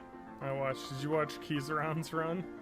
No, I didn't. I mean, he's the big guy I follow, but I was working when that happened. I Oh. heard it ended up like shit. Okay. He was really upset about it later. That's okay. Can we call it a 98% run? Because that's what happened. It was funny too, because like the whole like last 20 minutes of the run, they're like, we might not be able to beat Red. I don't know. Well, we'll try. That's what happened. And then they got to the end and they just were like getting one shot constantly. I was like, well, Oh wow! something got messed up with their manipulation they were doing with the random number stuff. So it fucked up. I mean, that run's not as long as the old version is. Like No. the actual real second gen. Yeah, it's still like But- 2 hours though. It's a long run to not be able to It's like- finish. It's like 250 on a good run. Yeah. Like if you're gonna marathon and definitely have to go through it. Yeah. But it's not like the three. I think 330s for like actual crystal or original gold silver. I think we should try and speedrun a game. You and me, TJ. Let's do a blind race. Fair enough. I don't know any games that I could beat in a sitting though, so it's hard to do a blind race. Actually, I can think of one. I could beat Portal in one sitting because that's like a. I've beat original Zelda in a sitting once, but that was 2 hours. And I know the speed runs are like 30 minutes. Yeah, that's the problem with like a blind run is that you just kind of are going. You're just trying to go. You have to like clip through stuff and like do all kinds of tricks, right? Yeah. You can't just for the Zelda 1 runs straight through. Zelda 1 you start with level 3. You don't even do the dungeon 1 first.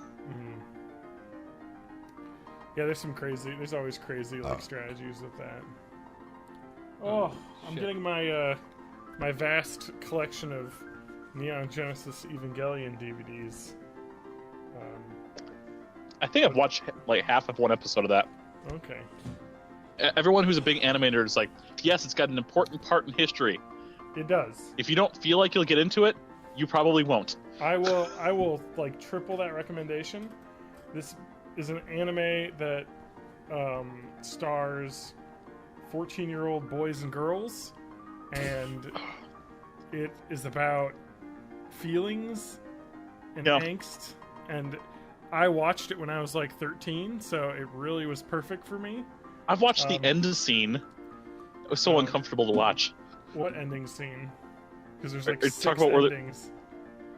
The like where they're all like clapping at you've now. Yes, clapping at the boy who's just that is the original ending of the anime, and then this DVD came out, End of Evangelion. Is that OVA? This is the movie that replaces the last 2 episodes. Okay.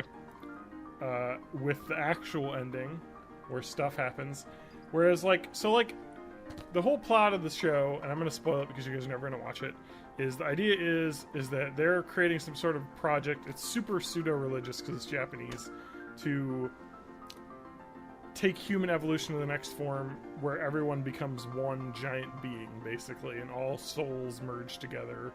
And like it's the Borg. Yeah, you kind of find that out at the end. So in the final 2 episodes of the TV show, they're like, we're just going to kind of like have the main character like sit around and like talk to a psychiatrist about all this, and like have some cuts and interstitials and like him talking through his like problems, and then everyone claps because that's the idea of the spiritual human harmony. With rather than everybody being separate entities, we can all combine as one, and the issues that we have as human beings and are all gone. He's able to work through them, and that's kind of like the way the ending is. This, everyone fucking dies, and there's a million fights and gunfights because that's kind of what happens, you know? Because like they're like, we want to stop this, but the show just kind of glosses over it and kind of does it in like a weird way, which I liked. Yeah. I like that because it's weird, but this is cool too. And god damn, does this show have fucking amazing music. Like, Matt, if you ever want to hear awesome like Baroque tunes being used, I think many parts of Mozart's Requiem show up in this show multiple times.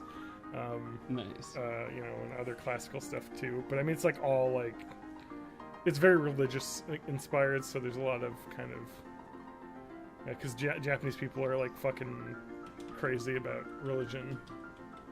They love to running in the 90s. They just love like, I don't know what that is. They're just their way into like Christian mythology. It's like a weird thing. Anyway, I'm having trouble filling out the doc, but I didn't do shit this week. This DVD right here that I bought for $20 in, when did this come out? 2002 or probably not 2002 because I was in high school. 2004-ish. I think I got it used because you can see the top here's got a little sticker. So I probably got this at pre-played for like $20.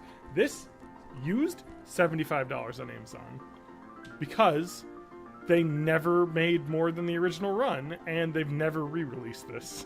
So that's the only way you can watch it. This box set that I paid $60 for is $200. Fucking insane! because this has never been released in streaming services. There's only, you can watch it on the DVDs that came out in 2002. It's because this is the way anime used to be. You had to spend hundreds of dollars to get box sets. I mean, this is 26 episodes on 8 fucking DVDs. Why? Because they wanted you to spend all that money on it, because they fucking... Because every other one would do... Because 26 episodes used to be 6. Yeah, it's normal people. It's a niche market. So anime used to be such a niche market that they were like, well, the only way we can get money, because so few people watch this, is we need to charge a lot. Now they don't, but this yet will never get released. I don't know if they could ever do this. There's a lot of nudity of 14-year-old people in this show, which is not a lot. You're talking the nippless nudes, right? Yeah, well, and there's also nipples in this movie of a 14-year-old, but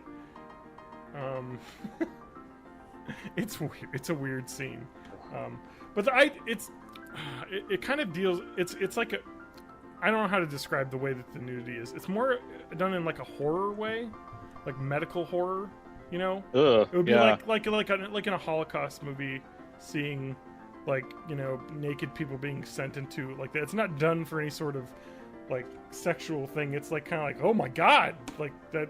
It's terrifying. Look, like the nudity, like you weren't expecting it. It kind of shocks you. But also the nudity of one of the characters doesn't really count as a 14-year-old girl, because she's actually some sort of ancient angel creature that you find out about. So she may look like a 14-year-old girl, which isn't. But anyway, it's stupid. It's hard to get into, but I love it. And these DVDs are fucking awful. They're interlaced, and I've been trying to figure out the best way to rip these, and they don't even look good on my TV, because there's like crazy... Because you need like a shaking. CRT monitor? Possibly. There's crazy screen shake that happens, and then every like few seconds or so, you can see the image will kind of like judder to the right and then down, like every time it changes like a camera angle. And I think it's because, and then I watched this on DVD on my TV, and I watched it on my computer, not through the ripped versions that I made on DVD. It still happens. So it has something to do with the transfer that they did. And I knew that was an issue with these DVDs, which is why they did re-release them once in like 2008, and they didn't make any of those, and those cost like $200 for that set. So, and they ruined it, because they ruined the sound, because they removed the surround sound that this has, which is actually fucking amazing surround sound. It's fucking nonsense. And this company doesn't exist anymore that makes this, so I have no clue who has the rights to it. So it'll never come out again. And...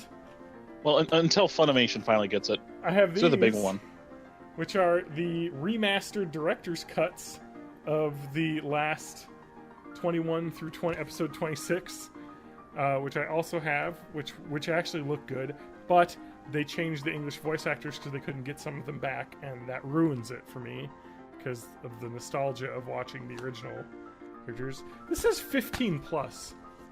There's boobs in this, but you know what? 15 plus can hail boobs. They're fucking boobs. Huh? Deal with it. Yeah, we all have them. Deal with it. Just deal with it. So that's what I've been up to this week. All right, let me get levels. I haven't done shit. I know. I should pull up the doc. I didn't put anything in there, but neither did I. Put a little bit. There's no like gaming news either. Well, no. I want to talk. I want to talk about we're in the dead zone right now. There's a little bit of Odyssey news, not much that matters. I wish I could have like saved this stuff for the podcast. Well, it was recorded if you want to edit it in. Yeah, it'll at least be up on YouTube. All right, let's everyone be quiet and let's get audio levels. Okay. All right, here's me. I'm John. I'm talking about anime. All right, Matt. This is me. I'm getting used to this new mic. Yep. Making small adjustments. Tej. I'm totally here, and I'll talk about high score challenges in that one game. Okay. Wow, this actually sounds pretty well balanced right now. I didn't even have to adjust anything. Yeah. Awesome. Yeah, I'm gonna just turn TJ down a tiny bit. Yeah, because I'll probably talk a little bit louder than this, but not too much. But it always just ends up sounding louder. I don't know. It's probably because the quality is lower than. Yeah. Test. Yeah. Matt. I'm glad I only drink one of these a week because I don't want to. I don't want to lose. I don't want to gain tolerance. Is basically what it is. I want to be a cheap drunk. You should try being on Prozac. It's great. I'm actually going to get something to drink because I just finished a coffee because I wanted to stay up. So I'll be right back. But if you guys want to figure out more stuff on the dock, I have stuff. We could talk about that crazy podcast ideas thing that I put up. That's been in there for like a year and a half. Yeah. But it's actually really funny because the article is fucking nonsense. Yeah, this could be one of those episodes where we just kind of... That sounds fun. There's not a lot of news that happened, like you said. And I haven't played anything new. There's only so much talking about like Middle Earth that I can do. Yeah. All right, I will be... We can talk about speedruns Middle and stuff, Earth, too. Because that's Middle basically Earth, ba ba ba. Middle Earth. That's the theme song of Middle Earth: Shadow of Mordor, right? Yeah. Uh-huh. Shadow of Mordor, Shadow of Mordor. Kill some orcs and then Shadow of Mordor. Alright. I'll be right back. Ooh, another speedrun I watched this weekend was Donkey Kong 64. That was fun. There's a couple of big things in there that were kind of interesting. I'll talk more about it in the podcast, but basically almost every wall has a way to walk through it, and you go out of bounds. I'm looking this up. What you looking up? I don't think I ever played Donkey Kong 64. No, I definitely did not. Well, yeah, if you did, you would. If you did, you would have remembered every time you get one of the big bananas show up. It's a big voice that says, "Oh, banana." I'm not sure I'm on board with Donkey Kong. That's not a side scroller. They should go back in time and cancel this. No. If you want to see something that should go back in time and cancel, you should watch the Donkey Kong Country cartoon show. It's like a Saturday morning I might have cartoon. seen that. Yeah, it's not amazing. I forgot there was a memory expansion pack for the N64. Yep. I have it.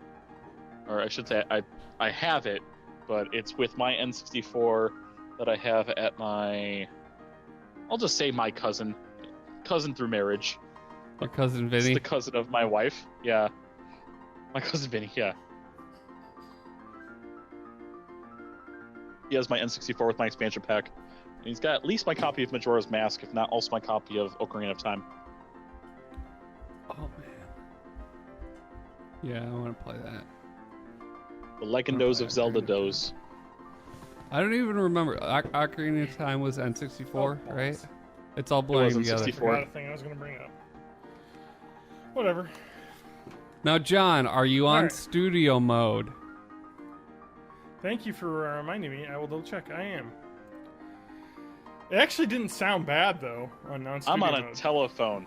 last week. Well, no, you actually sound a lot better than some podcasts I've heard, so... Yeah. Like the one I'm on? Other podcasts. Yeah, boy! Yeah, boy! I'm going to go to a drive-in movie tomorrow night, if the weather's good. Where is there a drive-in around here? Jefferson. Matt, you can come with us if you want. But I won't have anyone to make out with. Well, I don't think I'm going to make out with anyone because the movies are Despicable Me 3 and Fast 8. So... That actually sounds good. It'll be fun, though. Well, it's like $8 for a double feature. So you just kind of... And you just get a bunch of camp chairs and sit out in front of your car and watch movies outside. It's fun. Yeah, put me down as a maybe.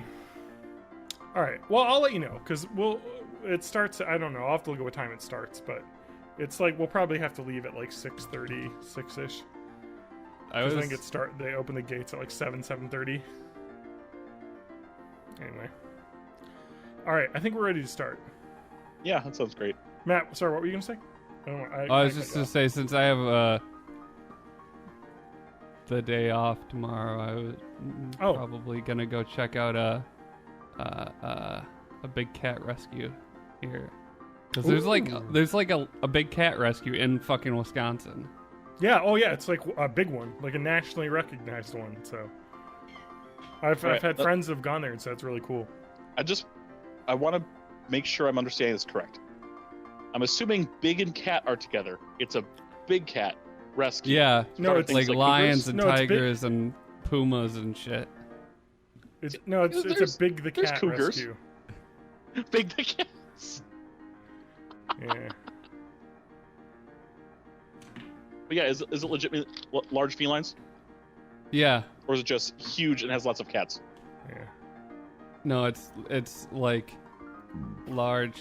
I guess the people that started it like got some tigers, I think, because they were gonna do like a roadside attraction, and then they were like, "Oh shit, this is like these guys need like a lot of care. Change of plans. Let's turn this into a rescue." Okay. Cool. Who is live on Twitch TV? Matt Hag is. I'm going to do a thing. Let's do. I forgot tweet salad last time. Tweet salad. Salad of tweets. Tweet something. I love a tweet salad. So let's go to Twitter. #salad and we'll start. CNN memes. Okay, so hashtag. Oh wait, no. Streaming podcast recording. #patriotism in 4 words is the hashtag that's trending. That's streaming podcast recording now. That's #patriotism in 4 words. Hashtag G20 summit. Hashtag lazy ass songs. I'm just going through I just noticed the chat. You like that? Yeah, that's about right. Hashtag Yankees. Hashtag stadium. Hashtag drinking. Hashtag podcast. What I like most about your hashtag salad is just how effective it is. It's gotten zero and how you listeners. You won't have the website. Yeah. No, I put it in this time. I update my followers from 16 to 17 because I'm big time now. You're a baller sauce. I'm a shot caller. Let's get fucking started, man. Yeah, please. Welcome to Born in the 80s episode. You didn't even know the number. I was stopping because I thought you were gonna start talking. So check this out. If you're looking at Twitch, it might say the wrong number to you because I didn't update the title before we started broadcasting. It's 273. Yeah. Listen to that. You hear that? Cool. That's good Foley right there. Is that Burt Reynolds you said? Oh, it's Bourbon. What? Bourbon Reynolds. Bourbon Reynolds. From Evan Williams. Ryan Reynolds. Barrel. I also have Oberon Ale. Bell's Oberon Ale, which I like. American wheat. Oh, that's a wheat? I forgot. I thought that was a pale ale. I think they make an Oberon pale ale and a wheat. Wheat. I thought this was a pale ale as well, but I'm going to drink it anyway because it's probably really good because the other one's really good. I think Oberon was what I was drinking. Welcome to Born in the 80s.